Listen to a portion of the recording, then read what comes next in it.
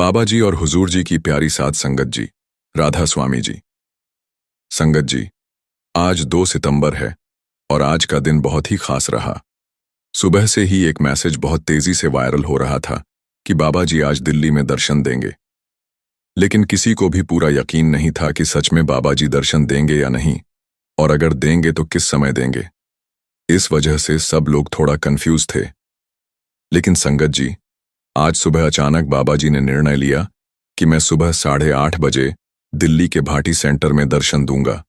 जैसे ही यह खबर बाहर आई, जिन जिन को पता चला वे सब तुरंत दिल्ली भाटी की तरफ दौड़ पड़े। किसी ने फोन पर बताया, किसी ने मैसेज किया और कुछ संगत सीधे वहीं पहुंच गई। आज सुबह का नजारा बहुत ही प्यारा था। दिल्ली की मुख्यमंत्री रेखा गुप्ता जी ने भी बाबा जी का स्वागत किया और उन्हें शाल ओढ़ाई। यह पल बहुत ही भावुक कर देने वाला था। जब बाबा जी ने संगत को दर्शन दिए तो हर कोई निहाल हो गया, क्योंकि यह कार्यक्रम पहले से प्लान नहीं था, इसलिए सब कुछ अचानक हुआ। लेकिन बाबा जी की कृपा ऐसी रही कि जो भी वहां पहुंचा वह अपने आप को भाग्यशाली मानने लगा। संगत जी, यह सच है कि जब भी बाबा जी कहीं अचानक दर्शन देते हैं तो संगत का उत्साह देखने लायक होता है। हर कोई अपनी भाग दौड़ छोड़कर सिर्फ बाबा जी के दर्शन के लिए भागता है, और आज भी वही नजारा देखने को मिला। अब संगत जी, जैसा कि हमने शुरू में कहा था, आज हम आपके साथ बाबा जी की वसीयत से जुड़ी पूरी बात भी साझा करेंगे। ये विषय बहुत ही खास है और इसकी जानकारी हम आपको आगे इस वीडियो में विस्तार से सुनाएंगे। बताया जा रहा है कि आज लगभग 2000 संगत ने सुबह बाबा जी के दर्शन किए, और बहुत सारी संगत जो यह सोचकर दिल्ली भाटी पहुंची कि बाबा जी सुबह 9 बजे दर्शन देंगे। जब उन्हें भाटी पहुंचकर पता लगा कि बाबा जी तो दर्शन देकर जा भी चुके हैं, तो संगत का रो रो कर बुरा हाल हो गया। क्योंकि बहुत सारी संगत दिल्ली ही नहीं बल्कि फरीदाबाद, रोहतक, गुड़गांव से भी भाटी पहुंची थी। लेकिन 9 बजे के हिसाब से जब वो लोग भाटी सेंटर पहुंचे तो उनके हाथ निराशा ही लगी। लेकिन संगत जी, यहाँ एक बात समझनी चाहिए कि बाबा जी ने जिसको दर्शन देने हैं उसको फिर कहीं से भी बुलाकर दे देते हैं, और जिसको नहीं देने उसको अपने पास बुलाकर भी नहीं देते। इसलिए हमें निराश नहीं होना चाहिए। बहुत सारी संगत ऐसी भी थी जो दिल्ली से ही थी, और उन्हें दर्शनों की खबर सोशल मीडिया से तब मिली जब दर्शन हो चुके थे। इसीलिए निराश होने वाली कोई बात नहीं होनी चाहिए। ये तो बाबा जी की मौज है, किसको कब दर्शन देते हैं। दिल्ली दर्शन देने के बाद बाबा जी दिल्ली की मुख्यमंत्री के निवास स्थान पर मुलाकात करने पहुंचे। जैसा कि आप तस्वीर में देख सकते हैं, आगे बाबा जी कब और कहां जाएंगे ये बाबा जी की मौज पर निर्भर है। संगत जी, आज से ठीक 1 साल पहले आज ही के दिन हजारों संगतों के घर चूल्हा नहीं जला था। आपको याद होगा, आज ही के दिन 2 सितंबर 2024 को बाबा जी के एक ऐलान ने खलबली मचा दी थी। लोगों का रो रो कर बुरा हाल हो गया था। आज ही के दिन बाबा जी ने गद्दी छोड़ने का एक बहुत बड़ा फैसला लिया था, जिसको सुनकर पूरी दुनिया भर की संगत में खलबली मच गई थी। आज 2 सितंबर को हुजूर जी हुजूर बने थे। आज ही के दिन बाबा जी ने अपनी वसीयत लिखी थी, जिसमें हुजूर जी को अपना उत्तराधिकारी घोषित किया था। जब मीडिया और सोशल मीडिया पर यह खबर फैल गई तो संगत का हाल बेकाबू हो गया। लोग झटपट डेरा ब्यास की ओर निकल पड़े। माहौल इतना भावुक और गमगीन हो गया कि कोई अपने आप पर काबू नहीं रख पाया। संगत अपने मन में अलग अलग कल्पनाएं करने लगी थी कि बाबा जी की तबीयत ज्यादा खराब है। लेकिन थोड़ी देर बाद डेरे से सफाई आई कि संगत को घबराने की जरूरत नहीं है। बाबा जी ने भी उस समय यही फरमाया था कि अभी उन्हें हुजूर जी के साथ लंबा समय सेवा करनी है, तो चिंता करने का कोई कारण नहीं है। उससे एक दिन पहले यानी 1 सितंबर को बाबा जी बेंगलुरु का सत्संग करके देर रात तकरीबन 2 बजे डेरा पहुंचे थे। जैसे ही बाबा जी कार में आए, उन्होंने ड्राइवर साहिब से कहा कि अब मैं गद्दी छोड़ देना चाहता हूं। ड्राइवर साहिब को लगा कि बाबा जी मजाक कर रहे हैं, क्योंकि बाबा जी अक्सर सेवादारों और संगत के साथ मजाक करते हैं जिससे कि माहौल हंसी खुशी वाला बना रहे। पर इस बार यह मजाक नहीं था, बल्कि सब कुछ सच्चाई में बदलने वाला था। अगले ही दिन यानी 2 सितंबर को बाबा जी ने वही कार्य कर दिखाया जिसकी चर्चा वे अपने ड्राइवर साहिब से कर चुके थे। सुबह 9:30 बजे जब रोजाना की तरह सत्संग होना था, उसी समय बाबा जी ने अचानक अपने कदम आगे बढ़ाए। 2 सितंबर की उस सुबह करीब 10:15 पर बाबा जी ने कोठी में सभी प्रमुख सेवादारों और जरूरी अधिकारियों को बुला लिया और अपना फैसला बिना किसी देरी के सुना दिया। यह सुनते ही सबके होश उड़ गए, क्योंकि ऐसी तो किसी ने कल्पना भी नहीं की थी। और जब बाबा जी ने अपने इस फैसले पर मुहर लगा दी तो यह बात आग की तरह फैल गई। न्यूज़ चैनल, सोशल मीडिया और यूट्यूब पर बस एक ही बात की चर्चा हो रही थी कि बाबा जी ने गद्दी छोड़ दी। उस समय ऐसा लगा जैसे अब बाबा जी हमसे दूर हो जाएंगे। चिंता और घबराहट स्वाभाविक थी, लेकिन जब बाबा जी ने स्वयं समझाया कि अभी उन्हें हुजूर जी के साथ लंबा समय सेवा करनी है, तभी जाकर थोड़ी हिम्मत बंधी और मन को सहारा मिला। खबर के फैलते ही शाम तक डेरा पहुंची संगत की संख्या बढ़ती गई। उसी समय 1-2 दिनों में एक तस्वीर भी सोशल मीडिया पर वायरल हुई। हालांकि डेरे की ओर से विशेष घोषणा की गई और संगत को आश्वासन दिया गया कि घबराने की कोई आवश्यकता नहीं है। स्पष्ट कहा गया कि सब कुछ सामान्य ही चलेगा, किसी भी तरह की चिंता करने की जरूरत नहीं है। दरअसल उस समय अचानक जत्थे आने लगे थे, भीड़ उमड़ पड़ी थी। तुरंत ही डेरे ने सारी व्यवस्थाएं स्थगित कर दीं। अगले दिन पहली बार एक साथ 2 गाड़ियां सजाई गईं और आज भी मालिक की कृपा से वहीं 2 गाड़ियां सजती हैं। प्रार्थना है कि यह परंपरा सदा सर्वदा बनी रहे। उस दिन पहले दोनों सतगुरु को कैमरे में एक साथ लाया गया और सबने उनके दर्शन किए। हालांकि कैमरा लाइव नहीं चलाया गया, लेकिन 3 सितंबर को पहली बार कुछ करीबी सेवादारों को हुजूर जी के दर्शन का सौभाग्य मिला। उस समय दिल में थोड़ी घबराहट थी, परंतु यह आनंद भी अपार था कि हमें एक ही समय में 2-2 संत सतगुरु के दर्शन प्राप्त हुए। फिर रविवार को सत्संग का कार्यक्रम था। उस कार्यक्रम में हुजूर जी बाबा जी के साथ पूरा टाइम स्टेज पर विराजमान रहे। बाबा जी ने पूरा सत्संग किया और ऐसा सत्संग किया कि हर शब्द गूंज उठा। उस दिन इतनी भीड़ थी कि यातायात चरमरा गया था। 3-3, 4-4 घंटे का जाम लग गया। लाखों की संख्या में लोग बाबा जी का सत्संग सुनने और देखने पहुंचे। रूटीन से 3 गुना संगत डेरे पहुंच चुकी थी। हर किसी के मन में एक शंका थी। कोई कह रहा था कि बाबा जी की तबीयत खराब है, कोई और बातें बना रहा था। लोग चिंतित थे और संगत सिर्फ यह चाहती थी कि अपने सतगुरु के दर्शन कर लें। जिसने भी सुना कि रविवार को सत्संग है, वह तुरंत ब्यास पहुंचा, और जो ब्यास नहीं पहुंच सके उन्होंने यूट्यूब का सहारा लिया। जब संगत ने बाबा जी का सत्संग सुना और दर्शन किया तो ज्यादातर संगत की आंखें आंसू से भर चुकी थीं, लेकिन मन को एक तसल्ली भी थी कि बाबा जी बिल्कुल ठीक हैं। लेकिन अफवाहों का दौर फिर भी चलता रहा। कोई कहने लगा कि बाबा जी अब हमेशा के लिए सिंगापुर चले जाएंगे और अब से सब कुछ हुजूर संभालेंगे, तो कोई कुछ कहने लगा। फिर सवाल उठने लगे कि हुजूर जी सत्संग कब करेंगे। संगत की जिज्ञासा बढ़ती गई कि हुजूर जी कब बोलेंगे। शुरुआत के दिनों में हुजूर जी को भी संगत ने बाबा जी कहना शुरू कर दिया, तो बाबा जी ने खुद ऐलान करते हुए कहा कि इन्हें हुजूर कहकर संबोधित करना है। बाबा जी ने उस समय कहा था कि हुजूर लौट आए हैं।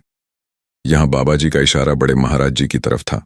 फिर कुछ ही महीनों के बाद बाबा जी ने स्वयं आदेश दिया कि अब हुजूर जी नामदान देंगे, और इसी तरह 19 जनवरी को हुजूर जी ने मध्य प्रदेश के ब्योरा में अपना पहला नामदान शुरू किया। उसी दिन उन्होंने संगत को नामदान दिया। अगले दिन यानी 20 जनवरी को भी नामदान हुआ, क्योंकि संगत की संख्या इतनी अधिक थी कि 2 दिनों तक नामदान करना पड़ा। ब्योरा की संगत ने पूरे प्रेम से नामदान प्राप्त किया। वहां किसी तरह की कोई शंका या परेशानी नहीं हुई। हाँ, हालांकि कुछ संगत ने इतना जरूर कहा था कि हमें तो बाबा जी से ही नामदान लेना था। इसके बाद इंदौर का कार्यक्रम हुआ, जो पूरी तरह सामान्य रहा, और इंदौर के बाद अगला बड़ा कार्यक्रम डेरा ब्यास में आयोजित हुआ। फिर खबर फैली कि ब्यास में खुद बाबा जी नामदान देंगे। ये सुनकर बहुत सारी संगत ब्यास में नामदान लेने पहुंच गई।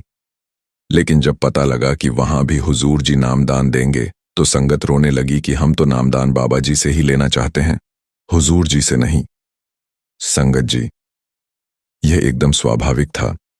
अगर हम किसी के साथ 35 साल से जुड़े हुए हों और अचानक ही उनकी जगह हमें किसी और को सौंप दिया जाए तो हम रिएक्ट करेंगे। जब कोई नया संत गद्दी पर बैठता है तो पुराने सद्गुरु से जो गहरा लगाव होता है उसके कारण नए को अपनाना कठिन हो जाता है। ऐसा ही एक प्रसंग ऑस्ट्रेलिया का है। हुजूर जी वहां गए थे। एक बहन ने खुले दिल से स्वीकार किया कि जब आप पहली बार आए तो हम आपको स्वीकार नहीं कर पाए।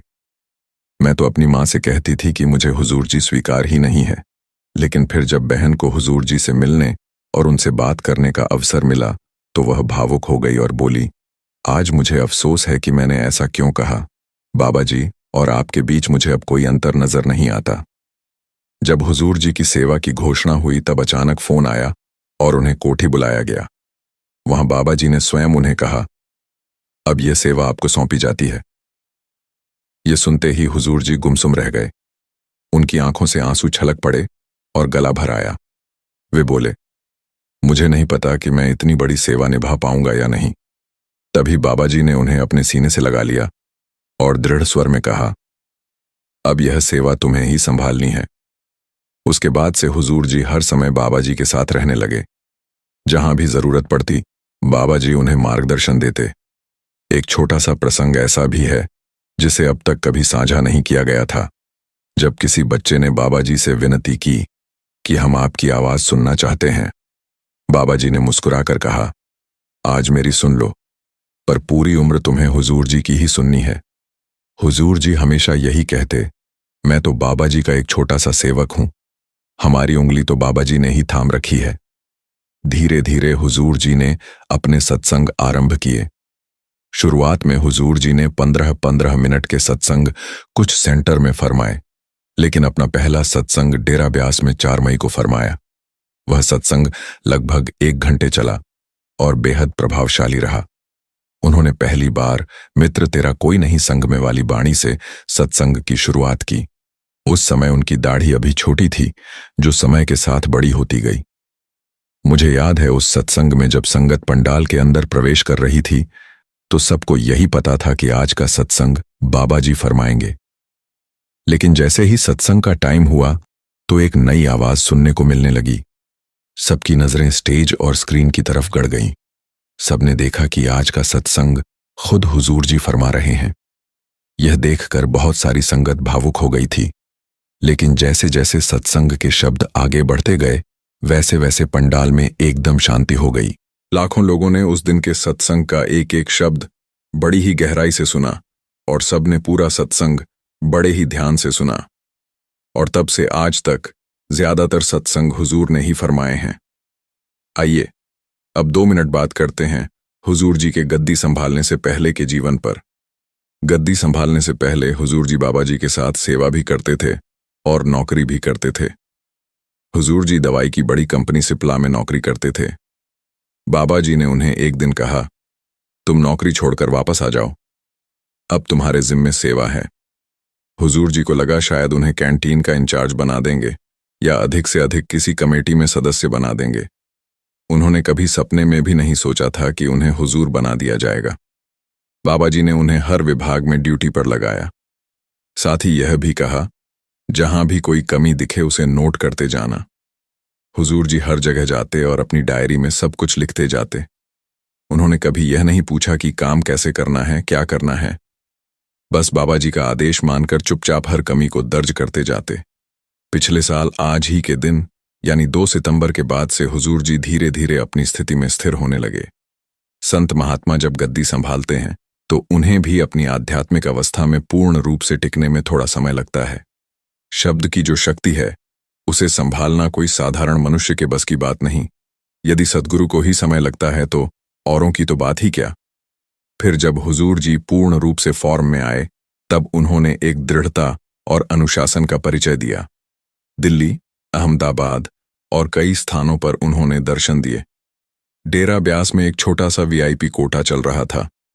हुजूर जी ने ब्रिगेडियर साहब को बुलाकर कहा, यह वीआईपी कोटा तुरंत बंद करो। और सचमुच जनवरी से वह व्यवस्था बंद कर दी गई। वीआईपी कोटे में जिनके पास वीआईपी कार्ड थे उन्हें पंडाल में स्टेज के सामने सबसे आगे कुर्सी पर बैठने का अवसर दिया जाता था। लेकिन हुजूर ने इस व्यवस्था को बंद करवा दिया। एक बार जब उन्होंने कैंटीन का निरीक्षण किया तो देखा कि एक टाइल टूटी हुई है। उन्होंने तुरंत सख्ती से कहा, जिस काम का आदेश पहले दिया जाए उसे बिना देरी पूरा किया जाए। ऐसा ना हो कि काम कह दिया जाए और वह अधूरा रह जाए। काम को टालना नहीं बल्कि तुरंत निपटाना है। इस तरह वे कभी अनुशासन के साथ सख्त हुए तो कभी अपार प्रेम भी दिया। संगत उनके बोल सुनने को तरस रही थी।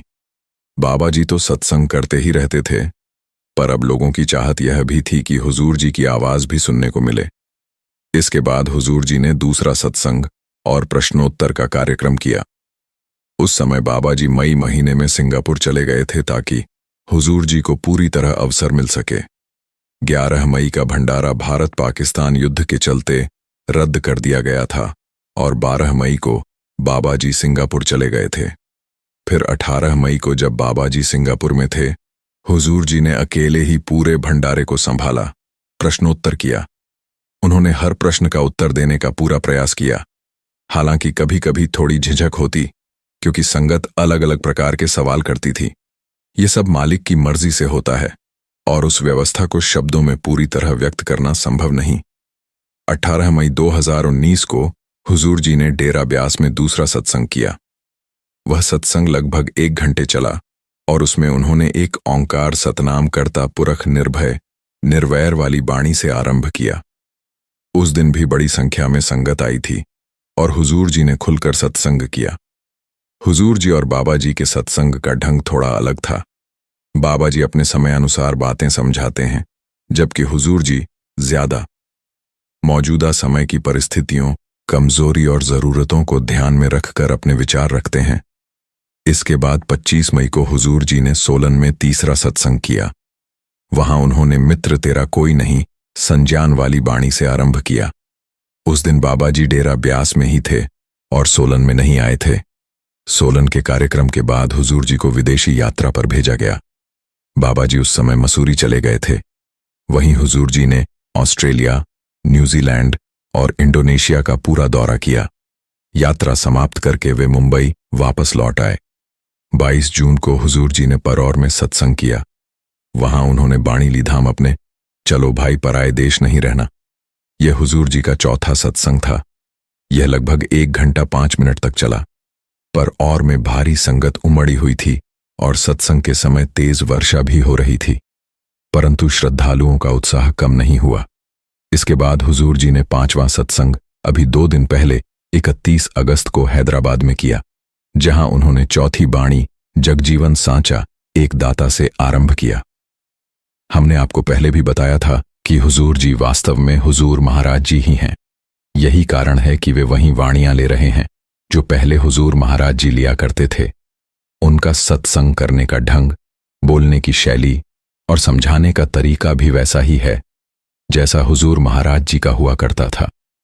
शुरुआत में जब हुजूर जी सेवा पर बैठे थे तो कई संगत ने नामदान लेने से इनकार किया, लेकिन अब बाबा जी की कृपा से संगत के हृदय में हुजूर जी के लिए भी वही प्रेम जाग चुका है जो बाबा जी के लिए था। बल्कि यह विश्वास है कि यदि बाबा जी ने हमें प्रेम दिया है तो हुजूर जी हमें उससे भी अधिक स्नेह देंगे। हमारा कर्तव्य केवल इतना है कि हम उनके आदेश और बहाने में रहकर जीवन बिताएं। आज हुजूर जी को गद्दी संभाले 1 वर्ष हो चुका है। इस अवसर पर दास और पूरी संगत की ओर से उनके चरणों में यही अरदास है। हम भजन सिमरण करने योग्य नहीं हैं। यदि कभी छोटी सी कोशिश करते भी हैं तो आपकी कृपा के बिना वह नाकाम ही रहती है। इसीलिए हम बार बार यही विनती करते हैं कि हमें भी भजन सिमरण में लगाइए, ताकि हम उस मालिक और उस शब्द से जुड़ सकें। जब पहली बार हुजूर जी के गद्दी पर बैठने की घोषणा हुई थी, तब संगत में भय और असमंजस भी था। धीरे धीरे सबने स्वयं को ढाल लिया। बाबा जी जहां भी जाते हुजूर जी को अपने साथ रखते। अब उनकी दाढ़ी भी बड़ी हो चुकी है और उनके चेहरे पर नूर स्पष्ट झलकने लगा है। लगता है जैसे जैसे दाढ़ी बढ़ी है वैसे वैसे चेहरे का तेज भी बढ़ा है। एक और बात ध्यान देने योग्य है, आज हुजूर जी पायजामा पहनते हैं, लेकिन आने वाले समय में वे भी वही परिधान धारण करेंगे जो हुजूर महाराज जी पहनते थे। आप देखना, चाहे डेरा ब्यास हो या किसी बुजुर्ग सत्संगी का घर, जब कोई पुराना सत्संगी याद करेगा तो कहेगा हुजूर महाराज जी जैसे सत्संग करते थे वैसे ही हुजूर जी भी करते हैं। संत महात्मा केवल चोला बदलते हैं, पर उनका स्वरूप और रंग कई बार वैसा ही प्रतीत होता है जैसा पहले था। वे हमें यह एहसास कराते हैं कि मैं पहले भी इसी चोले में आया हूं। केवल 1 साल में ही हुजूर जी ने संगत को इतना गहरा और अनुपम प्रेम दिया है कि हम शायद उसके योग्य भी नहीं। उनका एक ही आदेश है, जैसा कि बाबा जी पिछले 35 वर्षों से हमें समझाते आए हैं, नाम और शब्द की कमाई करते रहो संगत जी। अब ब्यास में अगला सत्संग इसी महीने के दूसरे रविवार को है और फिर आगे लगातार हर हफ्ते बाबा जी और हुजूर जी के सत्संग सुनने को मिलेंगे, जो कि ब्यास, सिकंदरपुर, दिल्ली, नागपुर में होंगे। हम कोशिश करेंगे कि आप तक घर बैठे ही बाबा जी के सत्संग और सवाल जवाब पहुंचाएं। बाबा जी और हुजूर जी की प्यारी साध संगत जी, राधा स्वामी जी, संगत जी, एक सच्चाई है जिसे कोई नकार नहीं सकता, और वो है मृत्यु। जिस तरह सूरज उगता है और अस्त होता है, उसी तरह जीवन का भी क्रम चलता है। इस धरती पर जिसने भी जन्म लिया है, एक दिन उसे यह शरीर छोड़कर जाना ही है। यह नियम न किसी संत ने बनाया है, न किसी ने बदला है, यह खुद प्रकृति का विधान है। हम सभी ने कभी न कभी अपने किसी प्रिय को इस दुनिया से जाते देखा है। उस समय मन में अनगिनत सवाल उठते हैं, क्या यही अंत है? क्या मृत्यु के बाद सब कुछ समाप्त हो जाता है? नहीं संगत जी, आत्मा न कभी जन्म लेती है, न कभी मरती है। शरीर बदलता है, पर आत्मा वही रहती है, शुद्ध, अजर, अमर। जैसे पुराने कपड़े उतारकर नए कपड़े पहन लिए जाते हैं, वैसे ही आत्मा एक शरीर से दूसरे शरीर में प्रवेश करती है। यह चक्र चलता रहता है जब तक आत्मा परमात्मा से एक न हो जाए। अब सवाल उठता है, अगला जन्म कैसा होगा? वो हमारे आज के कर्मों पर निर्भर करता है। हमारे विचार, हमारी वाणी, हमारी सेवा और सबसे बढ़कर हमारा भजन सुमिरन ये तय करते हैं कि आत्मा किस दिशा में आगे बढ़ेगी। इसलिए संगत जी, इस जीवन को व्यर्थ न जाने दें। इसे ऐसा बना लें कि अगला जन्म हमें इंसानियत से ऊपर ले जाए, आत्मा को परमात्मा से जोड़ दे। इसका उत्तर भी गरुड़ पुराण में विस्तार से दिया गया है। हर जीव का अगला जन्म उसके द्वारा किए गए कर्मों पर निर्भर करता है। यानी आपने इस जीवन में जो भी कार्य, जो भी सोच, जो भी व्यवहार किया है, वही तय करेगा कि अगला जन्म कैसा होगा। पशु पक्षी, कीट पतंग, या फिर सौभाग्य से फिर से मनुष्य योनि, या फिर आपका जन्म मरण से छुटकारा होगा। लेकिन क्या आपने कभी सोचा है कि कौन से ऐसे कर्म हैं जिन्हें करने से मृत्यु के बाद फिर से मनुष्य जन्म प्राप्त हो सकता है? अगर आप नहीं जानते तो आज का यह संवाद आपके लिए अत्यंत महत्वपूर्ण है, क्योंकि हम आपको बताने जा रहे हैं गरुड़ पुराण के आधार पर वह विशेष कर्म जिनके कारण आत्मा को दोबारा मानव जीवन का अवसर मिल सकता है। और इसी वीडियो में हम आपको यह भी बताएंगे कि कौन से कर्मों से हमें बचना चाहिए, नहीं तो अगले जन्मों में हमारा ऐसी ऐसी निकली योनियों में जाना तय है जिसको सोचकर भी रूह कांप जाए। हम जानेंगे कि कौन से कर्म से कौन सी ध्वनि मिलना तय है। इसलिए वीडियो में आखिर तक बने रहना और कमेंट में राधा स्वामी जरूर लिख देना। गरुड़ पुराण के अनुसार इस सृष्टि के हर जीव को उसके कर्मों का फल अवश्य मिलता है, चाहे वह अच्छा हो या बुरा। मनुष्य का कर्तव्य केवल कर्म करना है। उसके परिणाम देने का अधिकार केवल परमात्मा के हाथ में है, लेकिन परिणाम उसी आधार पर आएगा जैसा कर्म किया गया है। अब बात करें मनुष्य योनि की, तो यह अत्यंत दुर्लभ है। बाबा जी हजारों नहीं, लाखों बार कह चुके हैं कि पता नहीं कितने लाख साल हम भटक कर इस इंसानी जामे को हासिल कर पाएंगे।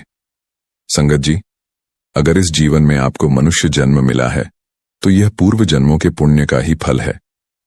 मगर यह आवश्यक नहीं कि अगला जन्म भी इंसान के रूप में हो। यदि इस जीवन में हम सत्कर्म करें, धर्म का पालन करें, सच्चाई और सेवा में लीन रहे, तभी अगली बार भी मानव रूप प्राप्त हो सकता है।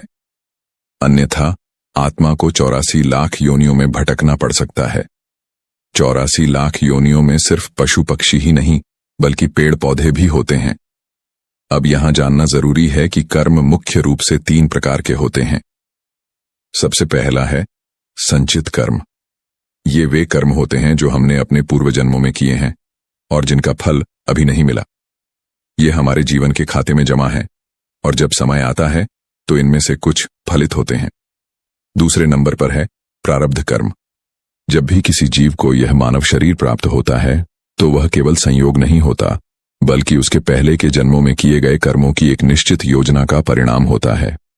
उन पूर्व जन्मों के कर्मों का जो विशेष हिस्सा इस जन्म में भोगने के लिए चुना गया होता है, वही प्रारब्ध कर्म कहलाता है।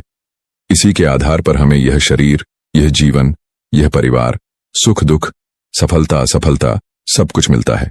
तीसरे नंबर पर है क्रियमाण कर्म। यह वह कर्म है जो हम इस समय कर रहे हैं, सोच समझकर, यानी अपने विवेक की ताकत से और अपनी इच्छा और प्रयास से। यही कर्म हमारे भविष्य को गढ़ते हैं। यही कर्म तय करेंगे कि हमारा अगला जन्म कैसा होगा और आगे हमें क्या क्या भोगना होगा, और बाकी बचे हुए पुराने जन्मों के कर्म जो अभी फलित नहीं हुए, वह हमारे संचित कर्म होते हैं जो संस्कार के रूप में हमारे साथ जुड़े रहते हैं। यानी यूं समझ लो, संचित कर्म हमारे खाते में अभी पड़े हुए हैं जो हमें आगे कई जन्मों तक भोगने होंगे। अब होता यह है कि हमारी यह संचित और प्रारब्ध कर्म मिलकर ही अगले जन्म का आधार तैयार करते हैं।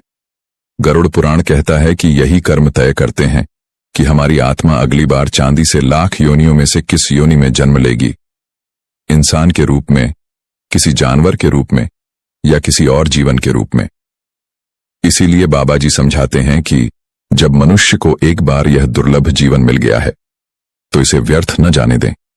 यही वह अवसर है जब हम प्रभु के चरणों की ओर चल सकते हैं और कर्मों के चक्र से मुक्ति की ओर बढ़ सकते हैं। एक बात हमेशा याद रखें, इस संसार में हर इंसान अकेला आता है और अकेला ही जाता है, लेकिन जाते समय साथ में सिर्फ और सिर्फ अपने कर्म लेकर जाता है, चाहे वे पुण्य हो या पाप। अगर संगत जी आपसे भजन सिमरन नहीं भी हो पाता तो भी कम से कम ऐसे कर्म तो जरूर करने चाहिए कि फिर से एक बार इंसानी जामा मिल सके। महर्षि वाल्मीकि ने भी रामायण में एक अटूट सत्य कहा है, माता पिता और गुरु का कभी भी अपमान नहीं करना चाहिए और न ही उनके बारे में मन में अपवित्र भाव लाना चाहिए, क्योंकि ऐसा करना महापाप की श्रेणी में आता है। और यह पाप इतना बड़ा होता है कि चाहे कोई हजारों पुण्य भी कर ले, ये उसे मिटा नहीं सकते। ऐसे लोगों को बहुत निचली योनियों में जाना पड़ता है। अब आइए बात करें उन लोगों की जो अपने जीवन में निस्वार्थ भाव से सेवा करते हैं, जो दूसरों की भलाई में लगे रहते हैं, जरूरतमंदों की मदद करते हैं, पशु पक्षियों के प्रति दया रखते हैं और अपने अर्जित धन का एक हिस्सा धार्मिक व कल्याणकारी कार्यों में लगाते हैं। तो ऐसे पुण्यात्माओं को अगले जन्म में फिर से मानव योनि ही प्राप्त होती है। यह गरुड़ पुराण का स्पष्ट कथन है। और एक और विशेष बात, गरुड़ पुराण में यह भी बताया गया है कि मनुष्य अपने अंतिम समय में जिस विचार, जिस स्मृति या जिस भाव के साथ मृत्यु को प्राप्त करता है, अगला जन्म उसी के अनुरूप होता है। उदाहरण के लिए, यदि किसी व्यक्ति के मन में मृत्यु के समय किसी स्त्री की छवि हो तो उसका अगला जन्म उसी रूप में हो सकता है। वहीं यदि कोई ईश्वर का नाम लेते हुए, प्रभु को स्मरण करते हुए प्राण त्यागता है तो वह आत्मा मुक्ति की ओर बढ़ती है। बाबा जी भी बहुत बार यह बात कह चुके हैं कि अंतिम समय में जो मालिक को याद करेगा तो उसको मालिक की पहचान हो जाएगी। अब आगे आपको बताने जा रहे हैं कि किस कर्म के कारण आगे कौन सी योनि में जाना पड़ेगा। अगर हम गरुड़ पुराण की लिखी इन बातों को समझ लेंगे तो हम उन कर्मों को करने से बच जाएंगे। इसलिए आगे की बात बड़े गौर से सुनना। जी गरुड़ पुराण, जो कि हिंदू धर्म के प्रमुख 18 महापुराणों में से एक है, इन जिज्ञासाओं का विस्तार से उत्तर देता है। यह पुराण जन्म, मृत्यु और मृत्यु के बाद की संपूर्ण यात्रा का बारीकी से वर्णन करता है। इतना ही नहीं, इसमें यह भी बताया गया है कि कैसे एक मनुष्य अपने कर्मों के आधार पर अपने अगले जीवन को गढ़ता है। यह पुराण इसलिए भी खास है क्योंकि जब किसी की मृत्यु होती है तो गरुड़ पुराण का पाठ किया जाता है, ताकि मृत आत्मा को शांति मिले और जीवितों को यह समझ आए कि जीवन का उद्देश्य क्या है और मरने के बाद आत्मा की क्या यात्रा होती है। गरुड़ पुराण के अनुसार भगवान विष्णु और उनके वाहन गरुड़ के बीच हुए संवाद में यह बातें सामने आती हैं कि मृत्यु के बाद आत्मा को कौन सी योनि में जन्म मिलेगा, यह उसके वर्तमान और पूर्व जन्मों में किए गए कर्मों पर पूरी तरह निर्भर करता है। पुण्य और पाप, यह दो मूल आधार हैं जिनके सहारे आत्मा अगले जन्म की ओर बढ़ती है। अच्छे कार्यों को पुण्य कहा गया है, जैसे सेवा, दया, परोपकार, सत्य और धर्म का पालन। वहीं दूसरों को कष्ट देना, छल कपट, हत्या, चोरी आदि कर्मों को पाप की श्रेणी में रखा गया है। गरुड़ पुराण और कठोपनिषद दोनों इस बात पर सहमत हैं कि पाप करने वाला व्यक्ति इन पापों का फल अवश्य भोगता है, और वह भी एक एक करके। उसके लिए अलग अलग नरकों में अलग अलग सजाएं तय हैं। अब आप सोच रहे होंगे कि क्या सच में ऊपर कोई स्वर्ग या नरक है? तो इसका जवाब है नहीं, क्योंकि सुख और दुख भोगने के लिए आत्मा को एक शरीर की जरूरत होती है। निचली योनि का शरीर पा लिया तो समझो नरक भोग रहे हैं, और इंसानी जामा मिल गया और ऊपर से सद्गुरु ने उंगली पकड़ ली तो समझ लो स्वर्ग भोग रहे हैं। लेकिन जिन लोगों का जीवन पाप से भरा होता है, उनकी आत्मा को 84 लाख योनियों में भटकना पड़ता है, और यही 84 लाख योनियों ही नर्क कहलाती है। और यह योनियां केवल पशु या पक्षी ही नहीं होती, बल्कि जीवन के हर संभव रूप में आत्मा जन्म ले सकती है। फिर वो चाहे एक मच्छर हो या कोई पेड़ पौधा। सबसे पहले एक सवाल, क्या वास्तव में पुनर्जन्म होता है? इस प्रश्न का उत्तर जानने के लिए हमें एक साधारण लेकिन प्रभावशाली उदाहरण से शुरुआत करनी चाहिए। आपने देखा होगा कि कई बार जब कोई बच्चा जन्म लेता है तो वो किसी न किसी शारीरिक दोष के साथ आता है। कोई बालक जन्म से ही विकलांग होता है, कोई देख नहीं सकता तो किसी बच्चे के शरीर में मलमूत्र का द्वार ही नहीं बना होता, कहीं कोई मानसिक विकलांगता तो कहीं किन्नर रूप में जन्म। विज्ञान इसके पीछे अपने अपने कारण और व्याख्याएं देता है, जैसे आनुवांशिक दोष, गर्भावस्था में समस्याएं या और कुछ जैविक कारण। लेकिन यदि हम इसे शास्त्रों विशेषकर गरुड़ पुराण की दृष्टि से देखें तो इन सभी स्थितियों के पीछे पूर्व जन्म के कर्मों का परिणाम होता है। गरुड़ पुराण हमें यह बताता है कि आत्मा जब किसी नए शरीर में प्रवेश करती है तो वो खाली हाथ नहीं आती। वो अपने साथ अपने पिछले जन्मों के कर्मों का बोझ और संस्कार लेकर आती है, यानी वही संचित कर्म जिसके बारे में हम आपको पहले बता चुके हैं। यही कारण है कि कोई बालक जन्म से ही किसी विशेष कष्ट के साथ आता है। उसका यह दुख उस आत्मा के पिछले जन्म में किए गए संचित कर्मों का फल होता है। यहां तक कि गरुड़ पुराण में यह भी उल्लेख है कि पांडवों ने अपने अपने कर्मों के आधार पर अलग अलग घरों में जन्म लिया था। यह सिद्ध करता है कि जन्म का स्थान, शरीर और परिस्थितियों सब कुछ पूर्व जन्मों की भूमिका पर आधारित होता है। आपको यह जानकर आश्चर्य होगा कि जब एक शिशु मां के गर्भ में रहता है तो उसे अपने साथ पूर्व जन्मों की बातें याद रहती हैं। उसे अपने हर अच्छे बुरे कर्म की स्मृति बनी रहती है। वह गर्भ में ही ईश्वर से प्रार्थना करता है कि इस बार वह जीवन को सुधार लेगा, सत्कर्म करेगा और प्रभु का नाम सुमिरन होगा। लेकिन जैसे ही वह जन्म लेकर बाहर आता है, ईश्वर उसकी सारी स्मृतियों को छीन लेते हैं और वह बालक धीरे धीरे संसार की मोह माया में उलझ जाता है। फिर प्रभु का स्मरण पीछे छूट जाता है। अब आइए बात करते हैं उस अनुक्रम की जिसके अनुसार आत्मा को विभिन्न योनियों में जन्म मिलता है। कर्म के आधार पर नंबर 1, कछुआ की योनि। यदि कोई संतान अपने माता पिता को दुख देती है या भाई बहनों को प्रताड़ित करती है तो ऐसे मनुष्य को अगले जन्म में कछुआ की योनि प्राप्त होती है। कई लोग सोचते हैं कि उनके कर्मों को कोई नहीं देख रहा, लेकिन यह भ्रम होता है। कछुए का जीवन काल भी छोटा नहीं होता। वो 200 से 300 वर्षों तक जी सकता है, यानी यह सजा बेहद लंबी और कठिन होती है। नंबर 2, बंदर की योनि। जो व्यक्ति अपने मालिक या भरोसेमंद व्यक्ति के साथ विश्वासघात करता है, उसकी अगली योनि बंदर की होती है। बंदर अपने पूरे जीवन में चंचल, अस्थिर और कभी चैन से नहीं बैठता। यह प्रतीक है मानसिक अशांति और कर्मों के दंड का। नंबर 3, मांसभक्षी जानवर की योनि। कोई व्यक्ति यदि शिकार, लूटपाट, निर्दोष प्राणियों को सताने या मारने जैसे कर्म करता है और इस आधार पर अपने परिवार का पालन करता है, तो अगले जन्म में उसे मांसभक्षी जानवर के रूप में जन्म लेना पड़ता है, जिसे अंततः किसी कसाई के हाथों मृत्युदंड भुगतना होता है। यह जन्म एक अनवरत पीड़ा और भय से भरा होता है। नंबर 4, गधे की योनि। जो व्यक्ति अपने सच्चे और हितैषी मित्र का अपमान करता है, धोखा देता है, उसका भरोसा तोड़ता है, गरुड़ पुराण के अनुसार उसे अगले जन्म में गधे की योनि मिलती है। गधा अक्सर परिश्रम और उपेक्षा का प्रतीक होता है। इसका जीवन लगभग 25 से 30 वर्षों का होता है।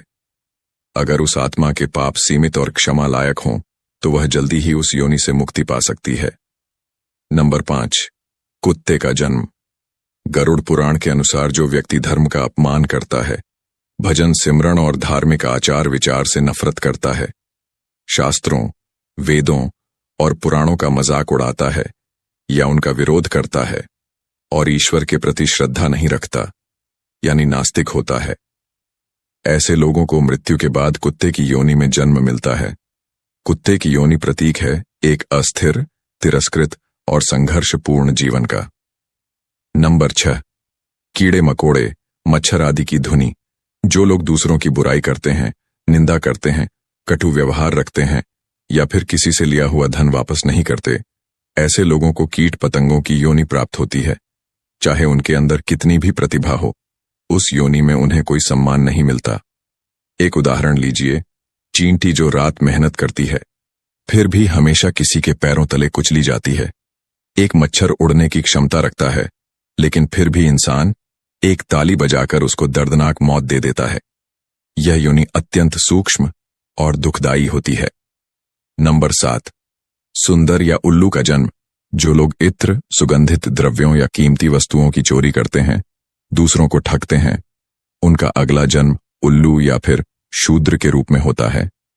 यह एक ऐसी योनि है जिसमें हमेशा अंधकार और संकोच होता है और अगर किसी ने और भी बड़े अपराध किए हों तो उसे इससे भी कष्टदायक योनियों में भेजा जाता है।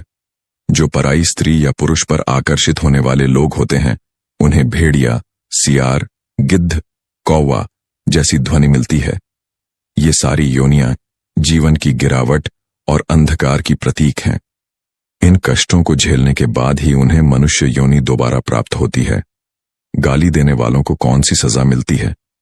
माना जाता है कि सरस्वती देवी का वास हमारे कंठ में होता है। ऐसे में यदि कोई व्यक्ति अपनी वाणी से अपशब्द कहता है, गाली गलौज करता है या दूसरों को अपमानित करता है तो वह इस दैवीय शक्ति का अपमान करता है। गरुड़ पुराण के अनुसार ऐसे लोगों को अगला जन्म बकरे और मुर्गे की योनि में मिलता है, जो काटे जाने तक केवल एक साधन मात्र बन जाता है। स्त्री की हत्या, गर्भपात या गाय वध करने वाले का क्या होता है? जो व्यक्ति किसी स्त्री की हत्या करता है, गर्भस्थ शिशु को मारता है या गाय जैसे पूजनीय प्राणी की हत्या करता है, वह अगले जन्म में एक मूर्ख कुबड़ वाले मनुष्य के रूप में जन्म लेता है, जहां उसे शारीरिक और मानसिक पीड़ा का सामना करना पड़ता है। बड़े भाई का अपमान करने वाले को क्या फल मिलता है? जो व्यक्ति अपने बड़े भाई का अपमान करता है, उसका मान सम्मान समाज में गिर जाता है। ऐसे लोग अगले जन्म में कौन नामक पक्षी के रूप में जन्म लेते हैं। इस योनि में उन्हें 10 वर्षों तक पीड़ा सहनी पड़ती है और फिर जाकर उन्हें फिर से मनुष्य योनि मिलती है। मरते समय प्रभु का स्मरण क्यों जरूरी है? गरुड़ पुराण में यह विशेष रूप से बताया गया है कि यदि कोई व्यक्ति मृत्यु के क्षणों में प्रभु का नाम लेता है तो उसकी आत्मा के लिए मुक्ति के द्वार खुल जाते हैं। इसलिए धर्म ग्रंथों में बार बार इस बात पर जोर दिया गया है कि जीवन के अंतिम क्षणों में प्रभु का स्मरण अवश्य करें। जो धर्म को अपनाता है उसका क्या होता है? गरुड़ पुराण यह स्पष्ट करता है कि जो व्यक्ति सच्चे मन से दूसरों की भलाई सोचता है, धर्म में आस्था रखता है, पशु पक्षियों से प्रेम करता है, माता पिता की सेवा और सम्मान करता है और अपने गुरु की बातों पर श्रद्धा रखते हुए उनके दिखाए मार्ग पर चलता है, ऐसी आत्मा मृत्यु के बाद सचखंड की ओर प्रस्थान करती है। आइए अब बात करते हैं कि हमारे खाने पीने से कैसे हमारे कर्म बनते हैं। मांसाहारी व्यक्ति अगले जन्म में शारीरिक अंगों से जुड़ी समस्याओं से ग्रसित होता है, जैसे कि अपाहिज पैदा हो जाना या किसी अंग का कट जाना। शराब या मदिरा पीने वाला इंसान अगले जन्म में उसके दांत काले और खराब हो जाते हैं। संगत जी, आपने अब तक यह तो समझ ही लिया होगा कि मनुष्य जन्म मिलना कितना दुर्लभ है। ये योनि केवल उसी आत्मा को मिलती है जो किसी लंबे तप और पुण्य के बाद इसके योग्य बनती है। अब सवाल है कि आप अगला जन्म भी मनुष्य के रूप में चाहते हैं या इस जन्म मृत्यु के चक्र से मुक्त होना चाहते हैं। तो इसके लिए आपको अभी इसी जीवन में सच्चे और अच्छे कर्मों का रास्ता अपनाना होगा, ईश्वर का सुमिरन करना होगा और अपने कर्तव्यों को श्रद्धा और सेवा भाव से निभाना होगा। अगर हम सब सत्संगी होकर भी नहीं संभलेंगे तो हमें और भी ज्यादा दुख भोगने होंगे, क्योंकि गैर सत्संगी तो अज्ञानता का सहारा लेकर बच जाएगा। लेकिन हम तो सब कुछ जानते और समझते हुए भी अगर बुरे कर्म करेंगे तो दंड दुगना मिलेगा। बाबा जी और हुजूर जी की प्यारी साध संगत जी, राधा स्वामी जी। साध संगत जी, हमने आपको कल के वीडियो में बताया था कि बाबा जी लखनऊ सत्संग के बाद लंदन चले गए हैं, क्योंकि अभी इंडिया में अगले 2 हफ्ते तक कोई भंडारा नहीं है। लंदन की ही हम आपको आज एक परिवार की ऐसी बात बताने जा रहे हैं जिस पर बाबा जी नाराज हो गए और गुस्सा भी हो गए, क्योंकि इस परिवार ने बाबा जी की शिक्षाओं के बाद भी कुछ ऐसा काम वह भी बाबा जी के सामने कर दिया कि बाबा जी उनसे गुस्सा हो गए। और आप भी जब सुनेंगे तो आपको भी शायद थोड़ी नाराजगी हो जाएगी। आइए इस घटना को विस्तार से सुनते हैं। यह परिवार शुरू से एक सत्संगी नहीं रहा और कुछ साल पहले तक ये लोग मंदिरों से जुड़े हुए थे, लेकिन 1-2 बार जब बाबा जी लंदन गए तो इन्हें बाबा जी का सत्संग बहुत अच्छा लगा और ये भी धीरे धीरे सत्संगी बन गए। ये लोग सत्संगी तो बन गए, लेकिन बाबा जी की शिक्षाओं पर अमल करना भूल गए। संगत जी, मंदिरों में भक्ति करने के अपने अलग तरीके होते हैं। हम अक्सर यह देखते हैं कि लोग मंदिरों या अन्य धार्मिक स्थलों पर नंगे पैर इस भावना से जाते हैं कि भगवान उनसे प्रसन्न होंगे। कोई भगवान के लिए फूल लेकर जाता है तो कोई मिठाई चढ़ाता है। लोगों को लगता है कि इस तरह की भक्ति से उनके पाप मिट जाएंगे और ईश्वर उन पर कृपा करेंगे। इसी सोच के कारण कई लोग लंबी दूरी तक पैदल यात्रा करते हैं और उनमें से बहुत से लोग नंगे पैर होते हैं। जब बाबा जी कुछ साल पहले लंदन गए थे, तब जिस परिवार की हम बात कर रहे हैं, उन्होंने भी कुछ इसी प्रकार का कार्य किया था। जब उन्हें पता चला कि बाबा जी उनके ही शहर में पधारे हैं, तो बाबा जी को प्रसन्न करने के लिए यह परिवार सुबह 5 बजे ही अपने घर से नंगे पैर पैदल सत्संग स्थल की ओर रवाना हो गया। इनके घर से सेंटर की दूरी करीब 15 मील थी। इनके पास 2-3 गाड़ियां थीं, ड्राइवर थे और धन की भी कोई कमी नहीं थी। फिर भी इन्होंने पैदल और वह भी नंगे पैर यात्रा करने का निश्चय किया।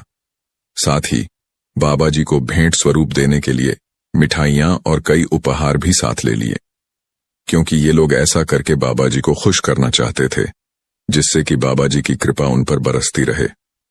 हालांकि ये लोग सत्संगी बन चुके थे, लेकिन इनकी सोच अब भी उसी परंपरागत धारणा में बसी हुई थी कि यदि वे इतनी लंबी दूरी पैदल चलकर जाएंगे और महंगे उपहार लेकर बाबा जी के समक्ष उपस्थित होंगे तो बाबा जी प्रसन्न होंगे और उन्हें आशीर्वाद देंगे। इसी विश्वास के साथ इस परिवार के पति पत्नी अपने छोटे बच्चों और अपनी माताजी सहित सुबह 5 बजे नंगे पैर यात्रा पर निकल पड़े और लगभग 1 से 1.5 घंटे पैदल, और वह भी नंगे पैर चलने के बाद बड़ी ही थकावट की स्थिति में हाइड पार्क लंदन में पहुंच गए, जहां बाबा जी का सत्संग घर बना हुआ है। उस समय सुबह के 6:30 बज चुके थे जब ये लोग सत्संग घर के गेट पर पहुंचे। वहां अगले दिन बाबा जी ने दर्शन देने थे, इसीलिए वहां सुबह सुबह ही कुछ सेवादार सेवा कर रहे थे। जब वहां मौजूद सेवादारों ने देखा कि एक परिवार अत्यधिक थका हुआ सत्संग केंद्र के भीतर आ रहा है, तो उन्होंने तुरंत उनके बैठने के लिए कुर्सियां लगवा दी और चाय पानी व लंगर की भी व्यवस्था कर दी। कुछ देर आराम करने के बाद जब यह परिवार सामान्य हुआ तो सेवादारों ने पूछा, आप लोग क्या यहां सेवा करने आए हैं? परिवार ने बताया, जी, सेवा करने तो नहीं आए, हम तो बाबा जी से मिलने आए हैं और उनके लिए कुछ उपहार लेकर आए हैं। सेवादारों ने बताया, लेकिन आज सेंटर में बाबा जी का कोई भी आधिकारिक कार्यक्रम नहीं है और बाबा जी के दर्शन भी आज निर्धारित नहीं है। यह सुनकर परिवार थोड़ा निराश हो गया और कहने लगा कि उन्हें इस बात की जानकारी नहीं थी। उन्हें तो बस कल ही यह पता चला था कि बाबा जी लंदन में आए हुए हैं, इसीलिए उन्होंने सोचा कि बाबा जी के दर्शन करने का यह बहुत अच्छा अवसर है और इसी उद्देश्य से उन्होंने यह 15 मील की नंगे पैर यात्रा की। सेवादारों ने परिवार से कहा, लेकिन आपके पहनावे और आपके सामाजिक स्तर को देखकर तो हमें यह नहीं लगता कि आपके पास खुद की कोई गाड़ी नहीं होगी या फिर आपको पैसों की कोई परेशानी है। पहनावे से तो आप एक संपन्न परिवार दिख रहे हैं। इस पर उस परिवार के मुखिया ने विनम्रता से उत्तर दिया, जी, मालिक की कृपा से हमारे पास 3 गाड़ियां हैं और कारोबार भी बहुत अच्छे से चल रहा है। बाबा जी की कृपा से घर में नौकर, ड्राइवर सब हैं।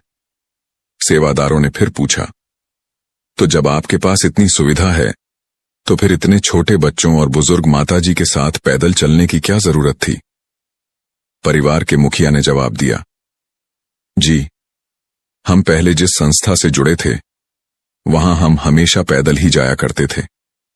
फिर जब हमने 3-4 बार बाबा जी के सत्संग सुने तो हमारा मन बाबा जी की ओर स्वतः ही आकर्षित हो गया। हमें लगा कि यदि हम बाबा जी से मिलने पैदल और नंगे पैर जाएंगे तो बाबा जी प्रसन्न होंगे और हमें आशीर्वाद देंगे। इसलिए हम न केवल पैदल और नंगे पैर यहां आए हैं, बल्कि बाबा जी के लिए उपहार और मिठाइयां भी साथ लाए हैं। अब तक सेवादार इस परिवार की सोच और मंशा को पूरी तरह समझ चुके थे। उन्होंने परिवार से तो कुछ नहीं कहा, क्योंकि बाबा जी अक्सर सिखाते हैं कि हमें दूसरों की सोच की कदर करनी है और दूसरों पर उंगली नहीं उठानी। इसीलिए सेवादार वहां से चुपचाप चले गए और कोठी के अंदर जाकर सारी बात बाबा जी को बता दी। बाबा जी भी इस बात को सुनकर हैरान थे, क्योंकि बाबा जी अपने सत्संग में संगत को वहमों से दूर रहने की सलाह देते हैं। लेकिन बावजूद इसके एक सत्संगी परिवार इस तरह का काम कर रहा था। बाबा जी ने सेवादार से कहा, उन्हें मेरे पास लेकर आओ। सेवादार बाहर आए और उस परिवार को अंदर बुलाया। जैसे ही ये लोग बाबा जी के समक्ष पहुंचे, उन्होंने बिना किसी संकोच के बाबा जी के चरणों में प्रणाम किया और साथ लाए सभी गिफ्ट और मिठाइयां आदि वहां टेबल पर रख दी। साध संगत जी, आप सब जानते हैं कि बाबा जी कभी भी अपने चरणों को छूने नहीं देते। इसलिए बाबा जी तुरंत थोड़ा पीछे हट गए और बोले, आप ऐसा ना करें। बाबा जी ने पूछा, सेवादार ने मुझे बताया कि आप लोग पैदल और वह भी नंगे पैर यहां तक आए हैं। क्या यह सच है? क्या लंदन में आने जाने के लिए कोई साधन उपलब्ध नहीं है? क्या आपके पास खुद का आने जाने के लिए कोई साधन नहीं है जो आप यहां तक पैदल आए हैं? परिवार ने गर्व से हां में सिर हिलाया और कहा, बाबा जी, सब कुछ है, लेकिन हम बस अपनी आस्था की वजह से पैदल आए हैं। उन्हें लग रहा था कि शायद बाबा जी उनकी इस तपस्या से प्रसन्न होंगे, लेकिन जैसे ही उन्होंने यह स्वीकार किया, बाबा जी ने कुछ दृढ़ता से बात की और कहा, यह कैसी आस्था है? आपने मेरे बहुत से सत्संग सुने हैं। क्या किसी भी सत्संग में मैंने कभी इस तरह की भक्ति का समर्थन किया है? क्या मैंने कभी संगत को यह कहा है कि हमें गुरु की भक्ति करनी है? क्या मैंने कभी कहा है कि हमें सत्संग घरों तक नंगे पैर चलकर आना है? क्या ऐसा करने से मालिक खुश होते हैं? परिवार ने उत्तर दिया, नहीं बाबा जी, आपने ऐसा कभी नहीं कहा, लेकिन हम अपनी मर्जी और अपनी आस्था से नंगे पैर आए हैं। आपने कभी ऐसा करने को नहीं कहा। इस पर बाबा जी ने समझाया, बेटा, अगर केवल नंगे पैर चलने से किसी के कर्म हल्के हो जाते और मालिक मिल जाता तो मैं कभी भी अपनी संगत को जूते पहनने नहीं देता। मैं सबको नंगे पैर ही चलने को कहता। मैं जितने भी सत्संग करता हूं, वहां सत्संग पंडाल के अंदर भी जूते और चप्पल में संगत को आने की अनुमति होती है, क्योंकि रूहानियत जूते चप्पलों या कपड़ों में नहीं है। जूते उतार कर आने या ना आने से हमें मालिक नहीं मिलने वाला। मालिक तो तभी मिलेगा जब हम सत्संग में बताई बातों को अमल में लाकर मेहनत करेंगे। आपने इतने सत्संग सुने, लेकिन अभी भी भक्ति का सही अर्थ नहीं समझ पाए। मेरा कार्य है संगत को सही मार्ग दिखाना, ना कि संगत को वहम और भ्रमों में डालना। मेरी भक्ति करके आप लोगों को कुछ भी हासिल नहीं होने वाला। मैं भी आप लोगों जैसा ही एक इंसान हूं। मालिक ने मुझे संगत की सेवा के लिए भेजा है, संगत को सही राह दिखाने के लिए भेजा है। इसके बाद उस परिवार को अपनी करनी पर बहुत शर्मिंदगी हुई और उन्होंने हाथ जोड़कर बाबा जी से माफी मांगी और भविष्य में इस तरह के काम दोबारा न करने का वचन भी दिया। साध संगत जी, अभी आप वीडियो में बने रहिए। अब आप एक और बड़ी ही अहम घटना को सुनेंगे, जब एक 7-8 साल के छोटे से बच्चे ने जम्मू सत्संग घर में दर्शन देते टाइम बाबा जी का हाथ पकड़ लिया था।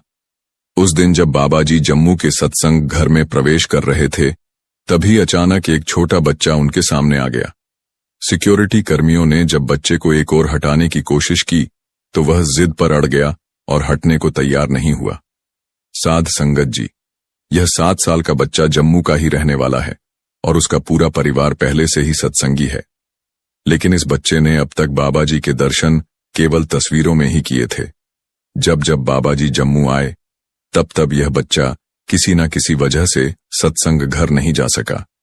सत्संगी परिवार होने के कारण इस बच्चे ने शुरू से ही अपने परिवार वालों को बाबा जी की बातें करते हुए और बाबा जी की तस्वीर के आगे माथा टेकते हुए देखा था। इसे यही बताया गया था कि ये हमारे गुरु ही नहीं बल्कि मालिक का रूप हैं। इसी कारण यह बच्चा शुरू से ही बाबा जी को अपना सब कुछ मानने लगा था।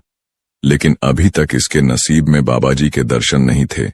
साध संगत जी, बाबा जी कैसे दर्शन देंगे और किसे नहीं, यह तो उनकी अपनी मौज पर निर्भर करता है। लेकिन यह बच्चा हमेशा अपने माता पिता से यही जिद करता था कि वह बाबा जी से मिलना चाहता है। 2 दिन पहले जब संगत को यह सूचना दी गई कि बाबा जी जम्मू पधार रहे हैं, तब यह खबर इस बच्चे को भी मिल गई। उस समय उसके माता पिता किसी अन्य शहर गए हुए थे और यह बच्चा अपने दादा दादी के साथ ही घर पर था। जब उसकी दादी ने बताया कि वह सत्संग घर जा रही है, तो बच्चा जोर देकर कहने लगा कि वह भी इस बार उनके साथ जाएगा। दादी ने उसे समझाने की कोशिश की, तू वहां क्या करेगा, वहां तो खेलने कूदने की जगह नहीं है। लेकिन बच्चा पूरी तरह से अड़ा रहा और बार बार यही कहता रहा, मुझे बाबा जी से मिलना है। दादी पहले तो उसे साथ ले जाने को तैयार नहीं थी, क्योंकि उन्हें लग रहा था कि बच्चा वहां परेशान करेगा और फिर उन्हें घर वापस आना पड़ सकता है। मगर इस बार बच्चे की जिद इतनी मजबूत थी कि आखिरकार दादी को अपने पोते को साथ लेकर जाना ही पड़ा। जब दोनों सत्संग घर पहुंचे तो बाबा जी के आगमन की तैयारी में सेवा चल रही थी और सभी सेवादार सेवा में व्यस्त थे। किसी ने बताया कि बाबा जी लगभग आधे घंटे में पधारने वाले हैं और आते ही सेवादारों को दर्शन देंगे। यह बात सुनकर बच्चा बेहद खुश हो गया और सत्संग घर के एक कोने में बैठकर बड़े उत्साह से इंतजार करने लगा। आज वह पहली बार बाबा जी को साक्षात देखने वाला था। सेवादार तेजी से सेवा समाप्त करने में लगे हुए थे और लगभग 30 मिनट बाद बाबा जी सत्संग घर पहुंचे। उस समय संगत की संख्या बहुत अधिक नहीं थी, क्योंकि बाबा जी का सत्संग अगले दिन होना था।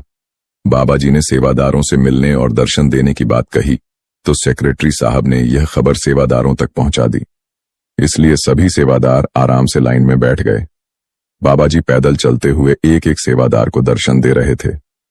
जब बाबा जी सेवादारों के सामने से गुजर रहे थे, तभी अचानक वह बच्चा अपनी जगह से उठकर तेजी से बाबा जी की ओर भागा और उनका हाथ पकड़ने की कोशिश करने लगा। इससे पहले कि वह बाबा जी के करीब पहुंच पाता, सिक्योरिटी कर्मियों और सेवादारों ने उसे पकड़ लिया। जैसे ही उसे रोका गया, बच्चा जोर जोर से रोने और चिल्लाने लगा। जब बाबा जी ने यह सब देखा तो उन्होंने सेवादारों को इशारे से कहा कि बच्चे को रोको मत, आने दो। जैसे ही बाबा जी का आदेश मिला, सेवादारों ने बच्चे को छोड़ दिया। बच्चा तुरंत दौड़ता हुआ बाबा जी के पास पहुंचा और उनका हाथ पकड़ लिया। बाबा जी मुस्कुराते हुए बोले, बेटा, तू किसके साथ आया है? बच्चा मासूमियत से बोला, मैं अपनी दादी के साथ आया हूं। फिर थोड़ी देर रुककर उत्साह से कहने लगा, बाबा जी, मैंने आपको आज पहली बार सामने से देखा है। इससे पहले तो हमेशा आपकी तस्वीरों में ही दर्शन होते थे। जब जब आप जम्मू आए, मैं कभी आ नहीं पाया, लेकिन इस बार ना तो कोई काम था और स्कूल में भी छुट्टियां थीं, तो मैं अपनी दादी के साथ आपके दर्शन करने चला आया हूं। और बाबा जी, मुझे आपसे ढेर सारी बातें करनी है। बाबा जी ने प्यार से सिर हिलाया और कहा, अच्छा, तो बताओ क्या बातें करनी है। बच्चा बिना रुके बोलने लगा, बाबा जी, हमारे घर में सुबह शाम सिर्फ आपकी ही बातें होती हैं। आपके सत्संग और शब्द चलते हैं, आपकी साखियां सुनाई जाती हैं। मुझे आपकी बातें सुनना बहुत अच्छा लगता है। मेरी मम्मी कहती हैं कि अगर कोई परेशानी हो तो बाबा जी से अरदास करनी चाहिए और फिर मुश्किलें दूर हो जाती हैं। मैं कई बार मम्मी पापा से कहता हूं कि मुझे भी बाबा जी से मिलवाओ, लेकिन वे हर बार कोई ना कोई बहाना बना देते हैं। इस बार मैंने जिद की और दादी के साथ चल पड़ा। बच्चे की भोली बातें सुनकर बाबा जी हंस पड़े और बड़े स्नेह से बोले, बेटा, मेरी नहीं, हमें मालिक की भक्ति करनी है। चाहे सुख हो या दुख, हर पल में बस मालिक को याद करना है। मालिक को कभी भूलना नहीं है और माता पिता के आगे जिद नहीं करनी चाहिए। घर के बड़ों की बात माननी चाहिए। बाबा जी ने बच्चे को प्यार से समझाया, बेटा, घर के बड़े हमेशा तुम्हारा भला ही चाहते हैं, इसलिए उनकी बात माननी चाहिए। कभी जिद नहीं करनी चाहिए, बल्कि एक अच्छा इंसान बनना है। मेहनत से पढ़ाई करनी है और अपने अंदर काबिलियत पैदा करनी है। यह कहकर बाबा जी आगे बढ़ गए और बच्चा बेहद खुश हो गया। संगत जी, इस घटना को साझा करने का उद्देश्य बस यही है कि हम सबके घर में छोटे बच्चे होते हैं और छोटे बच्चों का मन एकदम कोरा कागज जैसा होता है, एकदम खाली। अब बच्चों के मन को हम जिस भी तरह से भरना चाहें भर सकते हैं, क्योंकि इस उम्र में बच्चों पर जो भी असर पड़ता है वह गहरा होता है। जैसा कि इस बच्चे ने बताया कि उसके घर में हर समय रूहानियत की बातें होती हैं, शब्द, सत्संग और साखियों का माहौल रहता है, तो इन सब चीजों का प्रभाव बच्चे के मन पर भी साफ दिखाई देने लगा। धीरे धीरे उसका झुकाव भी आध्यात्म की ओर हो गया। आजकल की दुनिया में जहां ज्यादातर बच्चे दिन भर मोबाइल फोन में गेम्स, कार्टून और दूसरी चीजों में लगे रहते हैं, मैंने बहुत बार अपनी रिश्तेदारी में देखा है कि सिर्फ 3 से 4 साल के बच्चे मोबाइल को ऐसे चला लेते हैं कि एक बड़ा इंसान भी ना चला सके। और ये कोई गर्व वाली बात नहीं है कि हमारे 3 साल के बच्चे अभी से मोबाइल में इतना अंदर तक घुस चुके हैं, बल्कि यह चिंता का विषय है। हमें कोशिश करनी चाहिए कि अपने घर का माहौल ऐसा बनाएं जैसा इस जम्मू वाले बच्चे के घर का माहौल है, जो अभी आप सबने सुना। बच्चों को जैसा ढालेंगे वैसा ही ढल जाएंगे, नहीं तो आगे चलकर माँ बाप को ही परेशानी होती है। एक बीबी ने बाबा जी से एक बार सवाल जवाब में पूछा था कि मेरे 2 बच्चे हैं, एक की उम्र 14 साल और दूसरे की उम्र 16 साल है। मैं दोनों को सत्संग ले जाने की बहुत कोशिश करती हूं, लेकिन दोनों बच्चे मेरी बात नहीं सुनते और सत्संग घर नहीं जाते। तो क्या मुझे उनके साथ जोर जबरदस्ती करनी चाहिए जिससे कि वह दोनों सत्संग पर जाना शुरू कर दें? बाबा जी ने उस दिन इस बीबी को समझाया था कि बीबी, जब जबरदस्ती करने की उम्र होती है तब तो हम अपने बच्चों को आजाद छोड़ देते हैं, और जब बच्चे टीन एज में चले जाते हैं तो उस समय हम जोर जबरदस्ती करते हैं। बाबा जी ने कहा था, बच्चे जब छोटे हों सिर्फ तभी उन्हें एक ऐसा माहौल देंगे तो वे आगे चलकर अपने आप रूहानियत की तरफ लगेंगे, लेकिन टीन एज में जाने के बाद जबरदस्ती करना ठीक नहीं है, क्योंकि इस उम्र में बच्चे भी रिएक्ट करते हैं और इससे घर का माहौल बिगड़ सकता है। साध संगत जी, बाबा जी ने कितना अच्छा जवाब दिया था। संगत जी, अगर बच्चे 12 साल के अंदर हैं तो हमें उन्हें उसी हिसाब से ढालना चाहिए, और थोड़ी बहुत जबरदस्ती भी चल जाती है, लेकिन इसके बाद हमें बच्चों को बड़े प्रेम से समझाना चाहिए, नहीं तो घर का माहौल बिगड़ जाएगा। गुरु प्यारी साध संगत जी, सभी को प्यार भरी राधा स्वामी जी, आपका हमारे YouTube चैनल गुरु की नगरी में स्वागत है।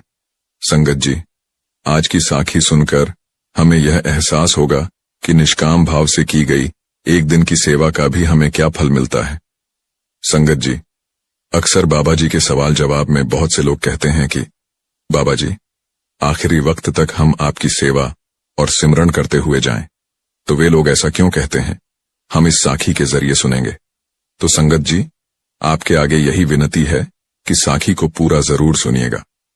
साध संगत जी, यह बात उस समय की है जब 5वीं पातशाही श्री गुरु अर्जुन देव जी महाराज हरमंदिर साहिब दरबार में सेवा करते वक्त संगत को अपने दर्शनों से निहाल किया करते थे। उन दिनों वहां पर एक बहुत ही गरीब परिवार रहा करता था, जो दिहाड़ी मजदूरी करके कुछ न कुछ घर ले जाते थे, तो फिर उनके घर में चूल्हा जलता था। वह गरीब आदमी, उसकी पत्नी और 4 बच्चे थे। उन दिनों उनका कोई काम नहीं था, कोई मजदूरी नहीं मिल रही थी। बच्चों और पत्नी ने उस आदमी से कहा, आप एक काम कीजिए, यहां पर हरमंदिर साहिब की सेवा चल रही है, क्यों ना आप कुछ दिन सेवा में लग जाएं?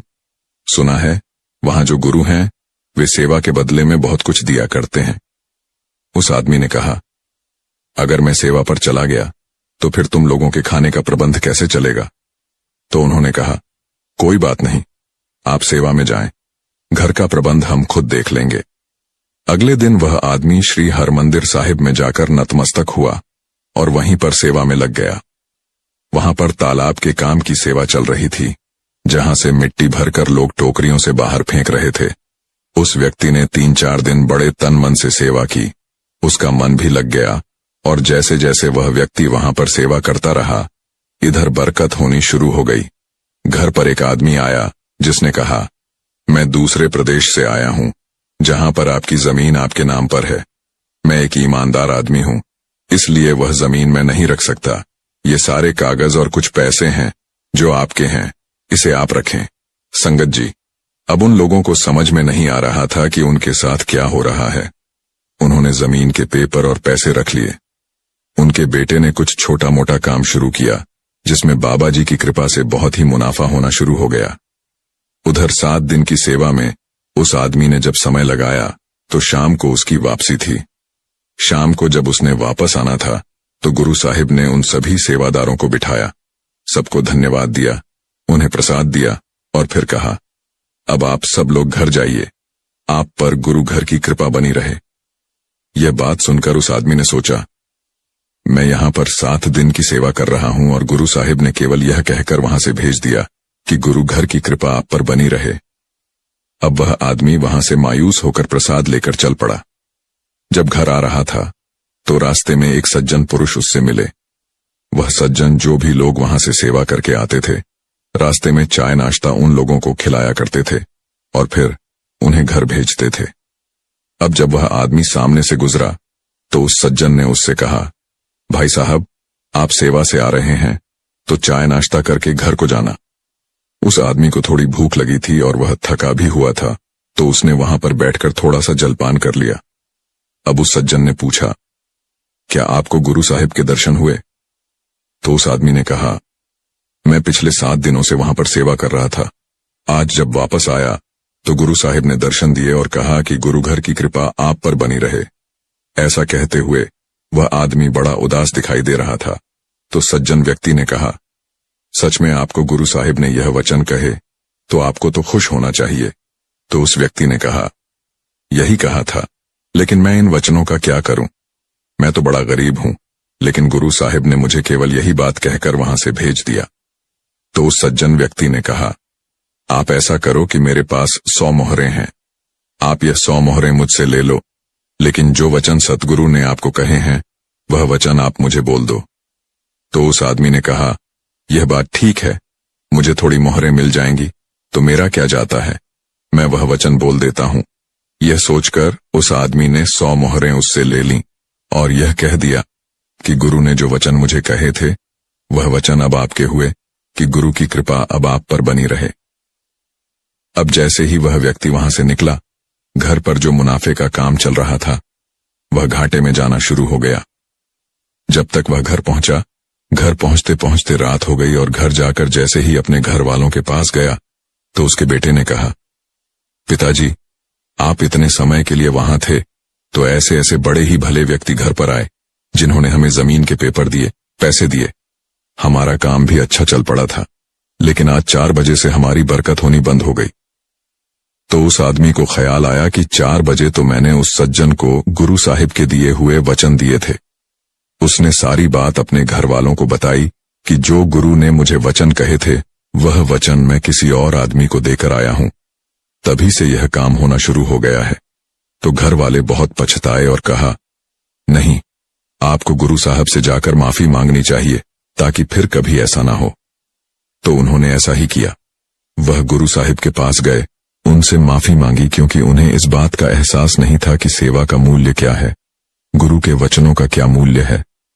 संगत जी, हम में से कोई भी व्यक्ति यह बात नहीं जानता कि एक दिन की सेवा का मूल्य भी क्या हो सकता है।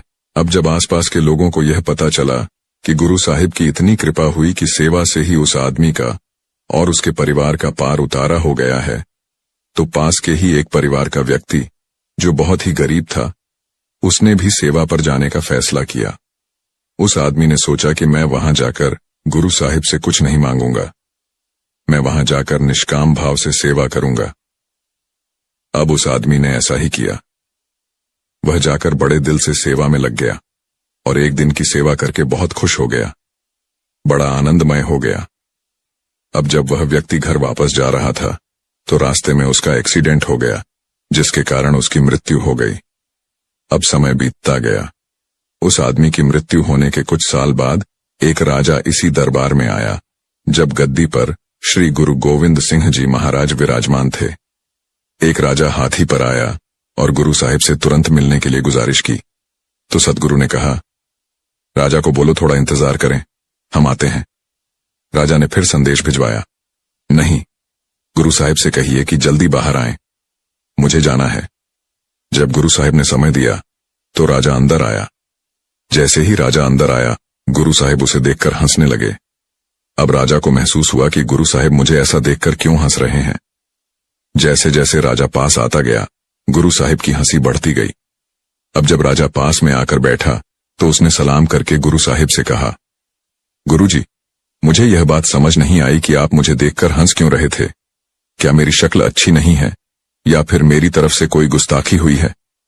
तो गुरु साहिब ने कहा, नहीं, ऐसा कुछ नहीं है, तुम्हारी शक्ल बहुत अच्छी है और तुमसे कोई घू और तुमसे कोई गुस्ताखी भी नहीं हुई। मैं तो गुरु की रहमत देख रहा हूं। उसने कहा, गुरु साहिब, मैं समझा नहीं, मुझे थोड़ा विस्तारपूर्वक समझाइए कि आप कहना क्या चाहते हैं। तो गुरु साहिब ने कहा कि पिछले जन्म में तुमने सिर्फ एक दिन की सेवा की थी और घर जाते वक्त तुम्हारी मृत्यु हो गई थी, और गुरु साहिब ने तुम पर इतनी कृपा की कि वह एक दिन की सेवा का मूल्य तुम्हें राजा बनाकर देना पड़ा। आज वही व्यक्ति 1 मिनट के लिए भी बाहर इंतजार नहीं कर सकता। वह राजा झट से गुरु के चरणों में गिर गया और माफी मांगने लगा। तो संगत जी, हम में से किसी को भी नहीं पता कि जो व्यक्ति सेवा पर जाते हैं उसका क्या मूल्य है। गुरु ने हमें सेवा के बदले क्या क्या देना है, हम तो यह सोच भी नहीं सकते। और संगत जी, हमें सोचना भी नहीं चाहिए।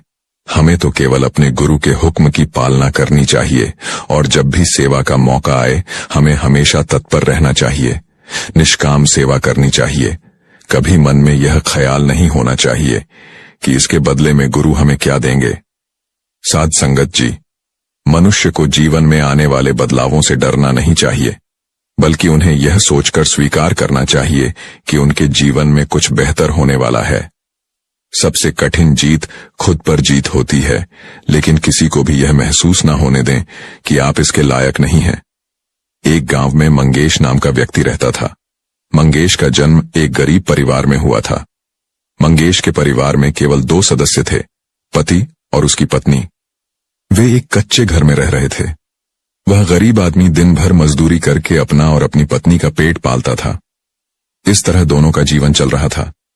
समय के साथ उसकी पत्नी गर्भवती हो गई। यह सुनकर मंगेश बहुत खुश होता है। वह सोचने लगता है कि अब हमारे घर भी एक नन्हा बेटा खेलेगा, हम उसे गोद में खिलाएंगे। लेकिन जो उसके और उसके परिवार के साथ होने वाला था, उससे वह परिचित नहीं था। समय गुजरता गया और अब उस गरीब के घर में वह दिन भी आ गया जब उसकी पत्नी एक बच्चे को जन्म देने वाली थी। उसके पति ने उसे एक अस्पताल में भर्ती कराया। जब प्रसव का समय नजदीक आया तो वह गरीब आदमी कुछ पैसों का इंतजाम करने के लिए बाहर चला गया। फिर लौटते समय उसे अपने बच्चे के सपने आने लगे। तब तक उसे यमराज का बुलावा आ गया। एक दुर्घटना में उसकी मृत्यु हो गई। घर के कुछ लोग उस आदमी का अंतिम संस्कार करते हैं। दूसरी तरफ उसकी पत्नी अस्पताल में अपने बच्चे को जन्म दे रही होती है। जब उस गरीब महिला को यह खबर मिलती है कि उसके पति की मृत्यु हो गई है तो उसका दिल टूट जाता है। उस गरीब महिला के पास दुनिया में सिर्फ उसका पति ही था। अब वह भी उसे छोड़कर चला गया था। अब वह फूट फूट कर रोने लगी कि हे भगवान, तूने मेरे ऊपर यह कैसा दुखों का पहाड़ लाद दिया। मेरा एकमात्र सहारा तूने मुझसे छीन लिया। कम से कम इस बच्चे के बारे में तो सोचना चाहिए था, जो अभी पैदा भी नहीं हुआ। तूने इसके जन्म से पहले ही इसके सिर से इसके पिता का साया छीन लिया। अब इसका पालन पोषण कौन करेगा? वह समझ नहीं पा रही थी कि बच्चे के आने का जश्न मनाए या पति के जाने का मातम मनाए। शहर के कुछ लोगों ने उसे समझाया कि देखो बहन, जन्म मृत्यु सब भगवान के हाथ में है, इस पर मनुष्य का कोई नियंत्रण नहीं है। ऐसा कहा जाता है कि भगवान जो भी करता है सही करता है, इसलिए जो बीत गया उसका गम छोड़ो और जो आया है उसके बारे में सोचो। यहाँ लोग उस बेचारी को तरह तरह से समझाने की कोशिश करते हैं। कुछ ही समय में उसने एक सुंदर बेटे को जन्म दिया। बेटे को देखकर उसका दुख थोड़ा कम हुआ। वह सोचती है कि वह अपने बेटे का पालन पोषण करेगी, वह उसका सहारा बनेगा। अब वह अपने बच्चे को लेकर अपने घर आ जाती है। कस्बे के कुछ लोगों ने कुछ दिनों तक उस महिला की मदद की, लेकिन हमेशा कौन मदद करता है। जब कुछ दिन बीत गए तो मदद करने वाले पीछे हट गए। अब वह अपने बच्चे के साथ बिल्कुल अकेली रह गई थी। उसे समझ में आ गया कि दूसरों की मदद से कोई कब तक जिंदा रह सकता है। अगर हमें जीना है और इस बच्चे को पालना है तो हमें खुद ही जिम्मेदारी लेनी होगी, हमें खुद ही कुछ काम करने होंगे। इस तरह वह महिला दूसरों के घरों में अपने लिए साफ सफाई का काम ढूंढ लेती है। ऐसा करके जो पैसे मिलते हैं उससे वह अपना और अपने बच्चे का पेट पालने लगती है। समय के साथ उसका बेटा धीरे धीरे बड़ा होने लगता है। जब बच्चा 4 साल का हो जाता है तो उसकी मां उसे पढ़ाने के लिए शहर के सरकारी स्कूल में दाखिला दिला देती है। उसने सोचा कि मैं अपने बच्चे को पढ़ा लिखा कर इतना काबिल बनाऊंगी कि उसे कभी किसी के सामने भीख नहीं मांगनी पड़ेगी। अब इस तरह वह महिला मेहनत मजदूरी करके अपने बच्चे को पढ़ाने लगती है। बच्चे को भी अच्छी तरह समझ आ गया था कि उसके घर में सिर्फ मां ही है। उसके पिता जो घर का खर्च उठाते थे उसके जन्म के बाद से ही चले गए थे, इसीलिए वह खूब मन लगाकर पढ़ाई करता था। धीरे धीरे बच्चा 12 साल का हो जाता है।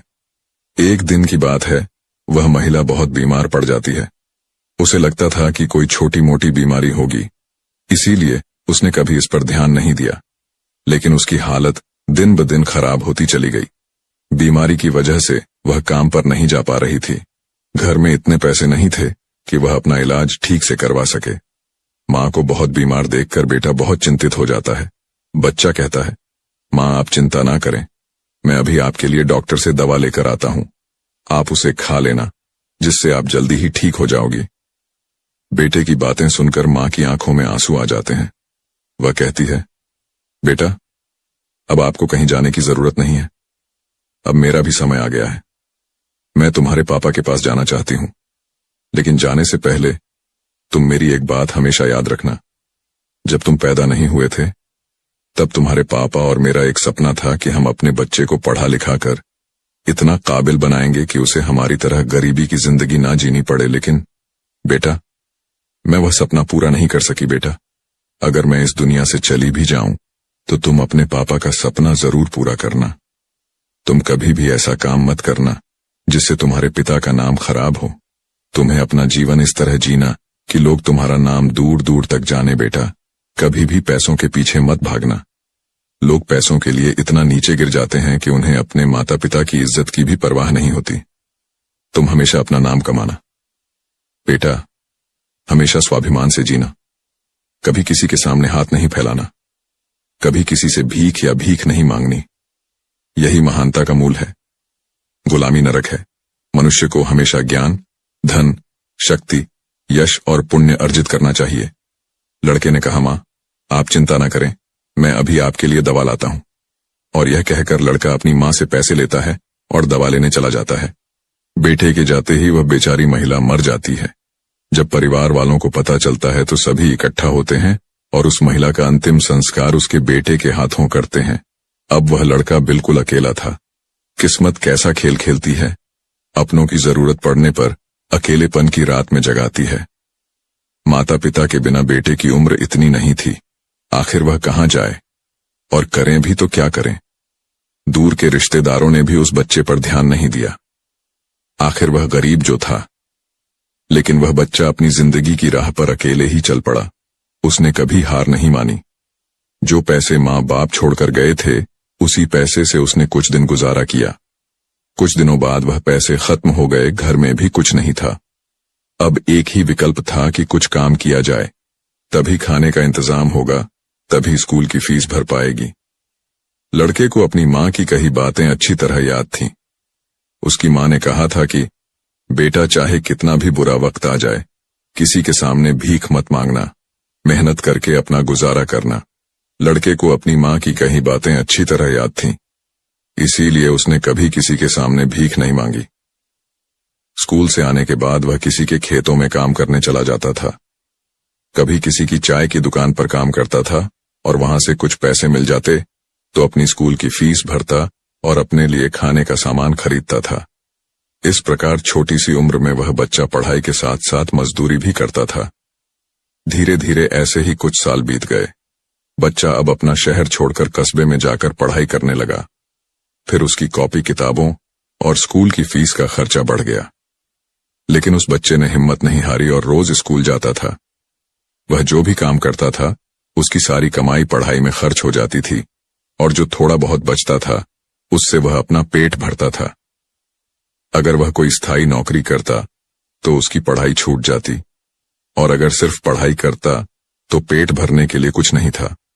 इसलिए मजबूरन वह दोनों काम एक साथ करता था। स्कूल से आने के बाद वह यही काम करने चला जाता था।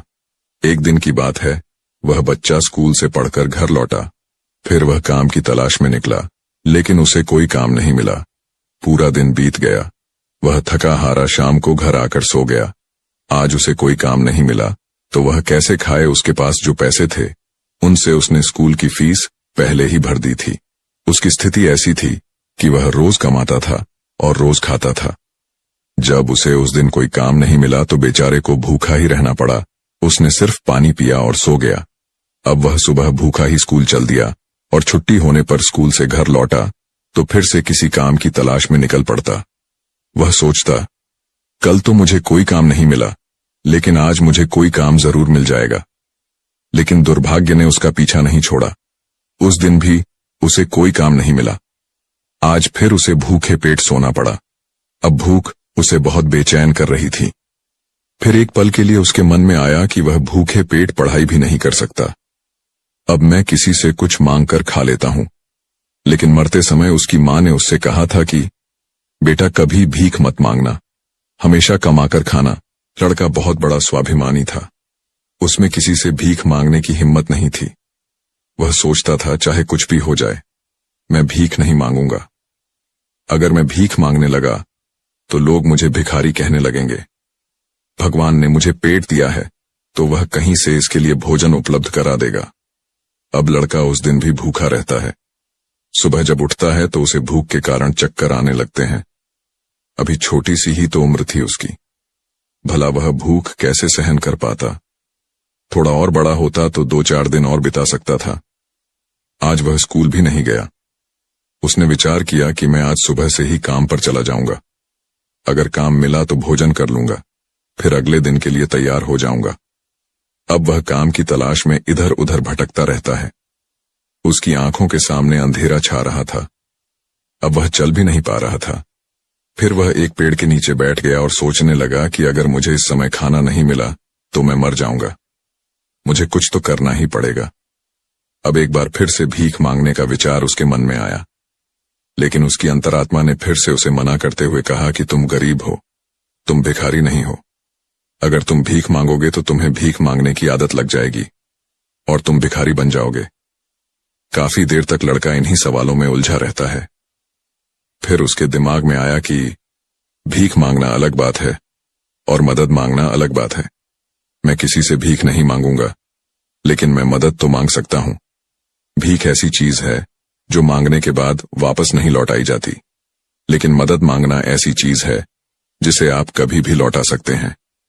लड़के ने सोचा कि आज मैं किसी से मदद मांग लूंगा, जब काम मिल जाएगा तो उसे लौटा दूंगा। अब लड़का वहां से निकल जाता है और उसे शहर के बाहर एक बड़ा सा घर दिखता है। लड़का उस दरवाजे पर जाता है और खटखटाता है। तभी घर के अंदर से एक महिला बाहर निकलती है। महिला देखती है कि दरवाजे पर एक बहुत ही दुखी और मासूम एक 12 साल का लड़का खड़ा है। वह महिला लड़के से पूछती है कि बेटा, तुमने दरवाजा क्यों बजाया? कोई काम है क्या? लड़का हाथ जोड़कर कहता है, माता जी, मैंने आपको दोपहर में परेशान किया, इसके लिए मुझे खेद है। तब महिला पूछती है, बेटा, क्या तुम्हें कुछ चाहिए? मैं तुम्हारी क्या मदद कर सकती हूं? वह महिला एक बच्चे की मां थी, इसलिए उसकी बातों में वात्सल्य का भाव था। जब उस महिला ने पूछा तो एक बार लड़के के मन में आया कि चलो इस मां से कह दूं कि मैं 2-3 दिन से भूखा हूं और खाना नहीं मिलने से परेशान हूं। लेकिन उसके स्वाभिमान ने उसे रोक लिया और वह भोजन की जगह पानी मांग बैठा। उसने कहा कि मां, मुझे बहुत जोरों की प्यास लग रही है, क्या मुझे 1 गिलास पानी मिल सकता है? लेकिन वह महिला बहुत होशियार थी। जब उसने लड़के को देखा तो वह समझ गई कि लड़के को बहुत भूख लगी है। इसीलिए उसने कहा, बेटा तुम थोड़ी देर रुको, मैं तुम्हारे लिए पानी लेकर आती हूँ। वह महिला घर के अंदर जाती है और अपने किचन से एक गिलास दूध और कुछ लड्डू लेकर दरवाजे पर आती है और लड़के को दूध से भरा गिलास देती है। जब लड़के ने गिलास पकड़ा तो उसमें दूध था। दूध देखकर लड़का खुश हो गया। लड़का मन ही मन उस मां से प्रार्थना करने लगा। महिला ने सबसे पहले उसे खाने के लिए लड्डू दिए और कहा, बेटा दूध गर्म है, तुम पहले लड्डू खा लो, जब दूध ठंडा हो जाए तो पी लेना। जब लड़का उस महिला को देखता है तो उसे ऐसा लगता है जैसे उसे अपनी ही मां दूध पिला रही है। वह मन ही मन सोचता है कि कितनी अच्छी मां है। मैंने एक गिलास पानी मांगा और वह दूध लेकर आई। वह समझ गई कि मुझे भूख लगी है। लड़का आराम से बैठकर लड्डू खाता है और दूध पीता है। फिर वह महिला कहती है, बेटा तुम्हें और कुछ चाहिए क्या? लड़का सोचने लगता है कि मैं इस दूध के बदले में अपनी मां को क्या दे सकता हूं। मेरे पास तो कुछ भी नहीं है। दूध पीने के बाद लड़का कहता है, मां मैंने आपसे पानी मांगा था और आपने मुझे दूध पिलाया, मैं आपको बदले में क्या दे सकता हूं? महिला ने कहा, बेटा मैंने तुम्हें दूध इसलिए नहीं पिलाया कि मैं तुमसे बदले में कुछ ले सकूं। महिला कहने लगी, बेटा तुम्हारे चेहरे को देखकर लग रहा था कि तुम बहुत भूखे हो, इसलिए मैंने सोचा कि मैं तुम्हें पानी की जगह दूध ही पिला देती हूं, इसलिए मैं तुम्हारे लिए दूध ले आई। लड़का फिर बोला, नहीं मां जी, आपको मुझसे बदले में कुछ तो मांगना ही होगा, मैं अपनी श्रद्धानुसार आपको कुछ जरूर दूंगा। लड़के की बातें सुनकर महिला सोच में पड़ जाती है। यह लड़का बहुत स्वाभिमानी है। लड़का बार बार उससे कुछ मांगने की बात करता है, इसलिए उसे खुश रखने के लिए महिला कहती है कि बेटा मैंने तुम्हें यह दूध पिलाकर कोई उपकार नहीं किया, फिर भी अगर तुम मुझे अभी कुछ देना चाहते हो तो मुझे एक वचन दो कि जैसे मैंने आज तुम्हारी मदद की है, उसी तरह जब भी तुम मदद करने के लायक बनो, तुम भी किसी जरूरतमंद की मदद करना। जिस दिन तुम किसी की मदद करोगे उस दिन तुम मेरे इस उपकार से मुक्त हो जाओगे। महिला ने ऐसा इसलिए कहा ताकि लड़का खुद को असहाय ना समझे और खुशी खुशी अपने घर जा सके। लड़का यह बात अपने मन में रख लेता है। वह महिला के पैर छूता है और काम की तलाश में आगे बढ़ जाता है और इस तरह धीरे धीरे कई दिन बीत जाते हैं। जिस स्कूल में वह पढ़ता था उसे दूध पिलाने वाली महिला का बेटा भी उसी स्कूल में पढ़ता था। एक दिन जब वह महिला अपने बेटे को स्कूल छोड़ने जाती है तो स्कूल में उसे वह लड़का नजर आता है। महिला उस लड़के को पहचान लेती है। वह स्कूल टीचर के पास जाती है और पूछती है कि वह लड़का कौन है। टीचर बताती है कि लड़के का नाम संकेत है और वह माता पिता विहीन बेटा है। उसके माता और पिता दोनों ही बहुत छोटी उम्र में ही गुजर गए थे। यह जानकर महिला को बहुत दुख होता है। उसने मन ही मन विचार किया कि जब उसके माता पिता ही नहीं रहे तो उसकी पढ़ाई का खर्च कौन उठाता है। तब स्कूल की सीनियर टीचर उसे बताती है कि संकेत बहुत अच्छा बच्चा है, वह अपनी पढ़ाई का खर्च खुद उठाता है और पढ़ाई में भी बहुत होशियार है। वह कड़ी मेहनत करता है और फिर स्कूल की फीस भरता है। जब कभी वह स्कूल नहीं आता है वह समय पर फीस नहीं भर पाता है, इसलिए हम उस पर ज्यादा दबाव नहीं डालते हैं। जब महिला को संकेत की स्थिति के बारे में पता चलता है तो वह दया से भर जाती है। उसे उस लड़के की मदद करने का मन करता है जिसका कोई नहीं है। ऐसे लोगों की मदद करनी चाहिए, तभी भगवान प्रसन्न होते हैं। जिनका कोई नहीं होता वह भगवान का होता है और जरूरतमंदों की मदद करने का मतलब है कि आपने भगवान को प्रसन्न कर लिया। उस महिला ने सोचा कि यह लड़का मुझसे पैसे तो लेगा नहीं क्योंकि यह बहुत ही स्वाभिमानी लड़का है। तब उस महिला ने वरिष्ठ अध्यापक से कहा, सर अगर मैं इस बच्चे की फीस भर दूं तो क्या आपको कोई आपत्ति है? मास्टर ने कहा, बहन आपकी सोच अच्छी है, अगर आप इसकी फीस भर देंगी तो मुझे कोई आपत्ति नहीं होगी, लेकिन संकेत इस बात पर राजी नहीं होगा। तब वह महिला कहती है, मास्टर जी मैं उस बच्चे की मदद करना चाहती हूं। आप संगीत शिक्षक को समझा देना कि उसकी स्थिति को देखते हुए सरकार ने उसकी फीस माफ कर दी है, इसलिए फीस भरने की कोई आवश्यकता नहीं है। शिक्षक भी इस बात से सहमत हो जाता है। महिला संगीत के छात्र की पूरे साल की फीस देकर घर चली जाती है। इस तरह महिला उसकी पूरे साल की फीस भर देती थी ताकि संगीत मन लगाकर पढ़ाई कर सके। अब संगीत मन लगाकर पढ़ाई करता था और अपना पेट पालने के लिए एक दुकान पर काम करता था। दोस्तों, डूबते हुए को तिनके का सहारा ही खूब होता है। उस महिला के थोड़े से प्रयास से संगीत को बहुत मदद मिली। अब वह मन लगाकर पढ़ाई करता था। यह कुछ और सालों तक चलता रहा और अब संकेत को आगे की पढ़ाई के लिए शहर जाना पड़ा। उसने सोचा कि वह शहर में रहकर कोई छोटी मोटी नौकरी कर लेगा और अपनी पढ़ाई भी जारी रखेगा। महिला को इस बात का पता तब चलता है जब वह उसकी फीस भरने के लिए स्कूल जाती है। जब महिला संगीत की फीस जमा करती है तो शिक्षक उससे कहता है, बहन, संकेत तो आगे की पढ़ाई करने के लिए शहर चला गया है, अब आपको उसकी फीस भरने की जरूरत नहीं है। जब उस महिला ने यह सुना तो वह सोचने लगी, कोई बात नहीं, ईश्वर ने मुझे उसकी सहायता करने के लिए इतना ही समय दिया होगा। हे भगवान, उस बच्चे पर अपनी कृपा दृष्टि बनाए रखना, वह जहां भी रहे खुश रहे। इस तरह वह महिला अपने घर लौट आई और अपने घर के कामों में व्यस्त हो गई। उधर संकेत शहर जाकर पढ़ाई करने लगा। खर्च चलाने के लिए उसने नौकरी ढूंढ ली। इस तरह 25 साल बीत गए। न तो संकेत कभी उस महिला से मिला और न ही वह महिला संकेत से मिली। उस महिला का बेटा भी अब बड़ा हो गया था। उसका बेटा व्यापारी बन गया था। वह महिला पहले ही अपने घर से ही धनवान थी। ऊपर से उसका बेटा व्यापार करके खूब पैसा कमाता था। उस माँ का बेटा भी बड़ा संस्कारी था। वह अपनी माँ से भी बहुत प्यार करता था। एक दिन उसकी माँ बहुत बीमार पड़ गई। शाम को जब उसका बेटा घर आता है तो अपनी माँ की हालत देखकर बेचैन हो जाता है। वह अपनी माँ को अस्पताल में भर्ती कराता है। जांच के बाद पता चलता है कि उसकी माँ को कैंसर है। लड़के ने डॉक्टर से कहा, डॉक्टर साहब, मेरी माँ का इलाज अच्छे से कर दीजिए, पैसों की बिल्कुल भी चिंता मत कीजिए। तब डॉक्टर ने कहा, भाई, आपकी माँ को कैंसर है और कैंसर का इलाज बहुत महंगा है। छोटे अस्पतालों में इसका इलाज भी नहीं होता। इसके लिए आपको बड़े शहर में जाकर बड़े अस्पताल में इलाज करवाना पड़ेगा और बड़े अस्पताल का मतलब है कि खर्च भी बहुत ज्यादा होगा। बेटे ने कहा, डॉक्टर साहब, मैं अपनी माँ को ठीक करने के लिए कुछ भी कर सकता हूँ। आप बस मुझे कोई रास्ता बताओ, मैं अपनी माँ का इलाज कहाँ करवा सकता हूँ। तब डॉक्टर उसे किसी बड़े शहर में जाने की सलाह देता है। डॉक्टर ने कहा कि बड़े शहर में कैंसर का अस्पताल है। अगर तुम वहां इलाज पूरा करवा लोगे तो तुम्हारी माँ इस बीमारी से बच सकती है, नहीं तो तुम्हारी माँ की जान खतरे में पड़ सकती है। यह सुनकर लड़का डर जाता है। वह डॉक्टर से बड़े शहर के अस्पताल के डॉक्टर का नंबर और पता लेता है और अपनी माँ को बड़े शहर ले जाता है। उसकी माँ उसे बहुत मना करती रही कि बेटा, तुम मुझे कहाँ ले जाओगे, हमारे पास इतने पैसे कहाँ हैं, हमारे पास इतने पैसे नहीं हैं कि हम बड़े शहर में अच्छा इलाज करवा सकें।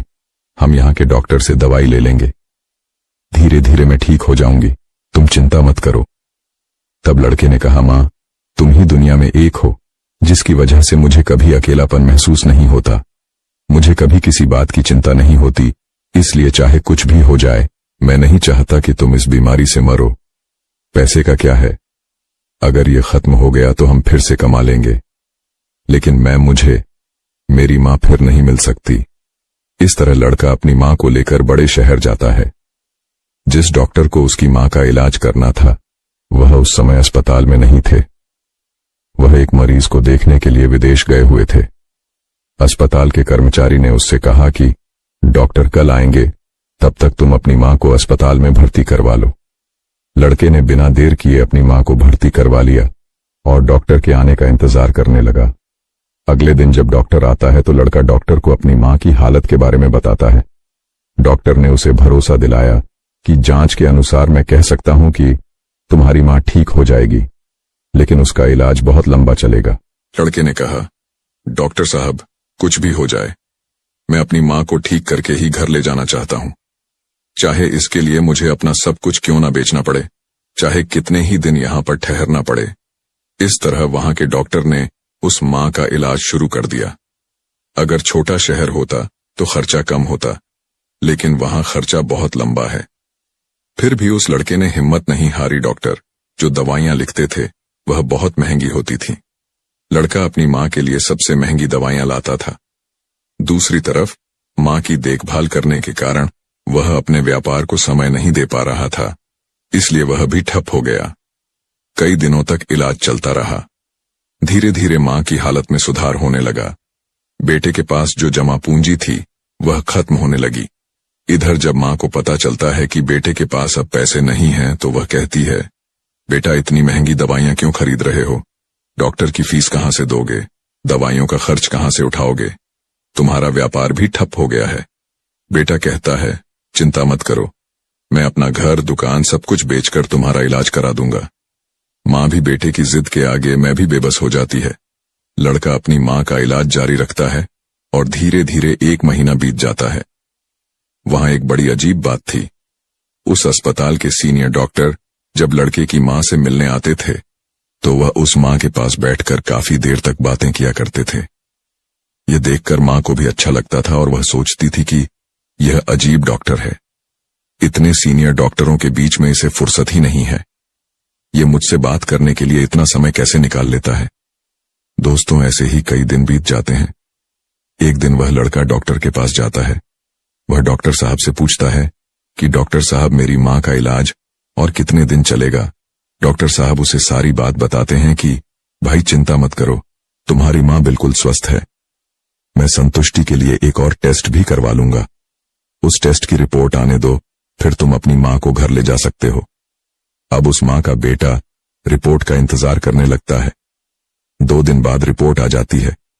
जब रिपोर्ट आ जाती है तो लड़का फिर से डॉक्टर से मिलने जाता है और पूछता है, डॉक्टर साहब, क्या मेरी मां ठीक है? क्या कोई खतरा है? तब डॉक्टर कहता है, भाई चिंता मत करो, रिपोर्ट अच्छी है, तुम्हारी मां बिल्कुल ठीक है, अब तुम उसे अपने घर ले जा सकते हो। डॉक्टर की बातें सुनकर बेटा खुश हो जाता है और डॉक्टर को बहुत बहुत धन्यवाद देता है। लड़का अपनी मां के पास जाता है और सोचता है, भगवान का लाख लाख शुक्र है कि मेरी मां बच गई, मेरी मेहनत सफल हो गई। वह यही बात अपनी मां को बताने जाता है और उससे कहता है कि मां, अब तुम बिल्कुल ठीक हो, अब हम जल्दी ही अपने घर जाएंगे। यह सुनकर मां बहुत खुश हो जाती है, लेकिन अगले ही पल भाई यह सोचकर दुखी हो जाता है कि मैं तो ठीक हो गई हूं, लेकिन इस अस्पताल के बिल का खर्चा लाखों में होगा। मेरा बेटा इसे कैसे चुका पाएगा? इतनी बड़ी रकम का इंतजाम वह कहां से करेगा? उसके पास जो भी जमा पूंजी थी वह सब उसके इलाज में खर्च हो गई। मां को दुखी देखकर बेटा उसे सांत्वना देता है, मां, तुम उदास क्यों हो? मैं अपना सब कुछ बेच दूंगा और तुम्हारे इलाज का खर्चा उठाऊंगा। घर तो बाद में भी बनवाया जा सकता है, इसलिए आपको इन बातों की चिंता करने की जरूरत नहीं है। बेटा अपनी मां को बहुत सांत्वना देता है, लेकिन एक मां तो मां ही होती है। उसे अपने बेटे की चिंता होना स्वाभाविक था। वह सोचने लगती है कि अगर उसका बेटा सब कुछ बेच देगा तो वह अपना जीवन कैसे चलाएगा, इसके भविष्य का क्या होगा। वह मां पूरी रात इसी बारे में सोचता रही। मां और बेटा दोनों चिंता में रात बिता देते हैं। जब अगला दिन आया और उसकी मां के हॉस्पिटल से डिस्चार्ज का समय आ गया, इतने में एक अस्पताल का कर्मचारी मां बेटे के पास एक लिफाफा लेकर आता है और महिला के बेटे से कहता है कि डॉक्टर ने आपके लिए यह बिल का लिफाफा भेजा है, आप इसे ध्यान से देख ले और इस बिल का भुगतान कर अपनी मां को अपने घर ले जाएं। बिल का लिफाफा देकर अस्पताल का कर्मचारी चला गया। अब लड़का उस लिफाफे को हाथ में पकड़ता है और सोचता है कि पता नहीं बिल कितना आया होगा। अपने बेटे को चिंतित देखकर मां को भी चिंता होने लगती है। मां ने तुरंत अपने बेटे के हाथ से वह पेपर छीन लिया। मां उस लिफाफे खोलकर उसे देखती है। दूसरी तरफ उस समय अस्पताल के सीनियर डॉक्टर भी वहां पहुंच जाते हैं। उधर मां ने जब वह लिफाफा खोला तो उसमें उसे एक छोटी सी पर्ची दिखाई दी। उस पर्ची पर लिखा था, मां जी, आपने अपने बिल का भुगतान तो आज के 25 साल पहले ही कर दिया था, जब आपने 2 दिन के भूखे बच्चे को 1 गिलास दूध और लड्डू खिलाया था और अगले 5 वर्ष तक उसके स्कूल की फीस जमा कराई थी। मां उस पर्ची को देखकर आश्चर्यचकित थी। इधर जब मां का बेटा पूछता है, मां, डॉक्टर ने कितना बिल दिया है, तो वह पर्ची अपने बेटे को दे देती है। जब बेटा उसे पढ़ता है तो वह भी हैरान रह जाता है। लड़का अपनी मां से पूछता है, मां, क्या आप डॉक्टर को पहले से जानती हैं? आप डॉक्टर से कब मिली?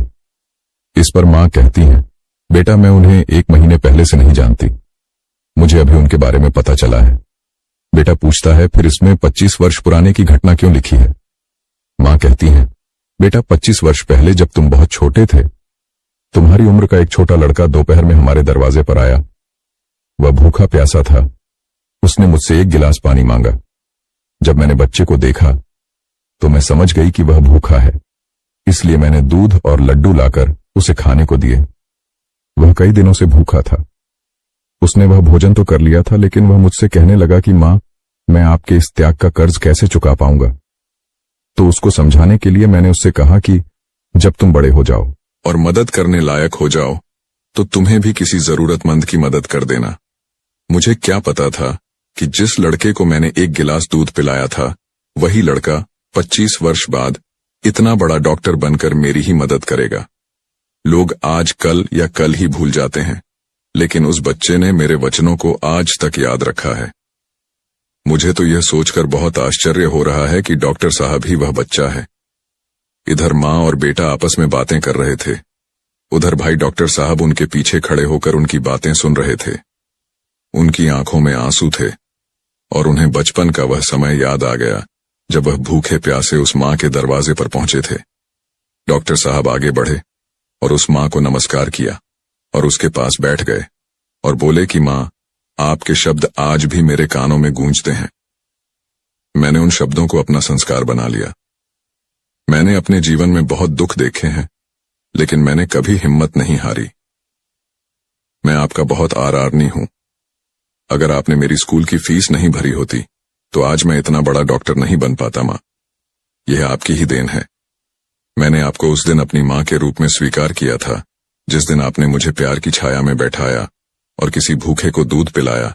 यह कहकर डॉक्टर साहब माँ की दवा पर खर्च हुए सारे पैसे लौटा देते हैं और बूढ़ी माँ के चरणों में अपना सर रख देते हैं। वह माँ डॉक्टर साहब को उठाकर सीने से लगा लेती है डॉक्टर साहब, और बूढ़ी माँ की आंखें आंसुओं से भर आईं। जब अस्पताल में सभी लोग यह दृश्य देखते हैं तो सभी देखकर हैरान रह जाते हैं। सभी की आंखें नम हो जाती हैं। दोस्तों, जो भी व्यक्ति इन 4 बातों को समझ लेगा वह कभी गरीब नहीं होगा।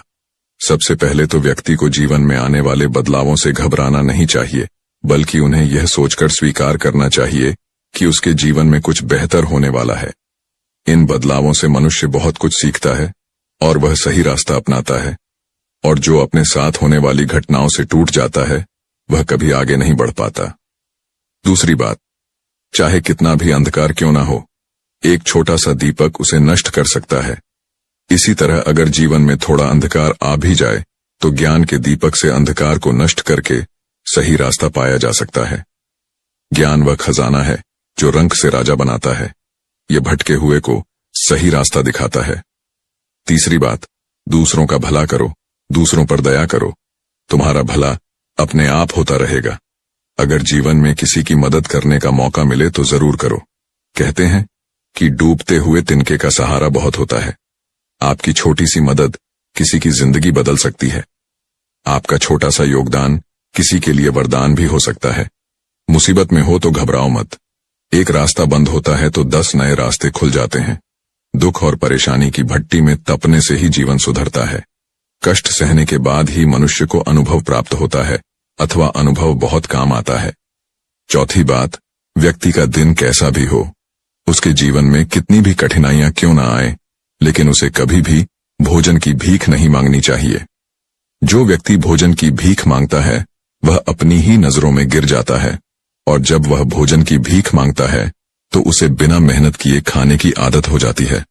इसलिए व्यक्ति को हमेशा भोजन के लिए मेहनत करनी चाहिए, तभी व्यक्ति सफल और आत्मनिर्भर बन सकता है।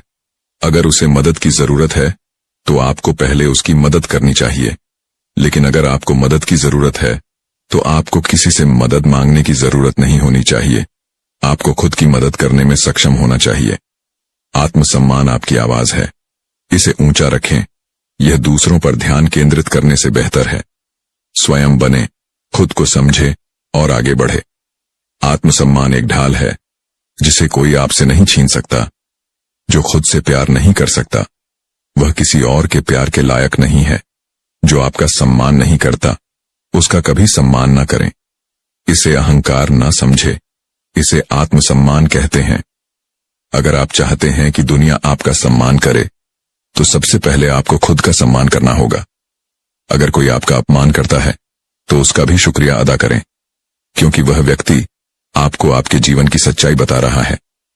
ज्यादातर लोग उन चीजों की कद्र नहीं करते जो उन्हें आसानी से मिल गई हो, लेकिन उन्हें खोने के बाद पछताते हैं।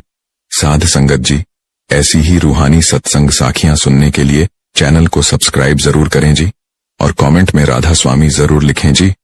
राधा स्वामी जी।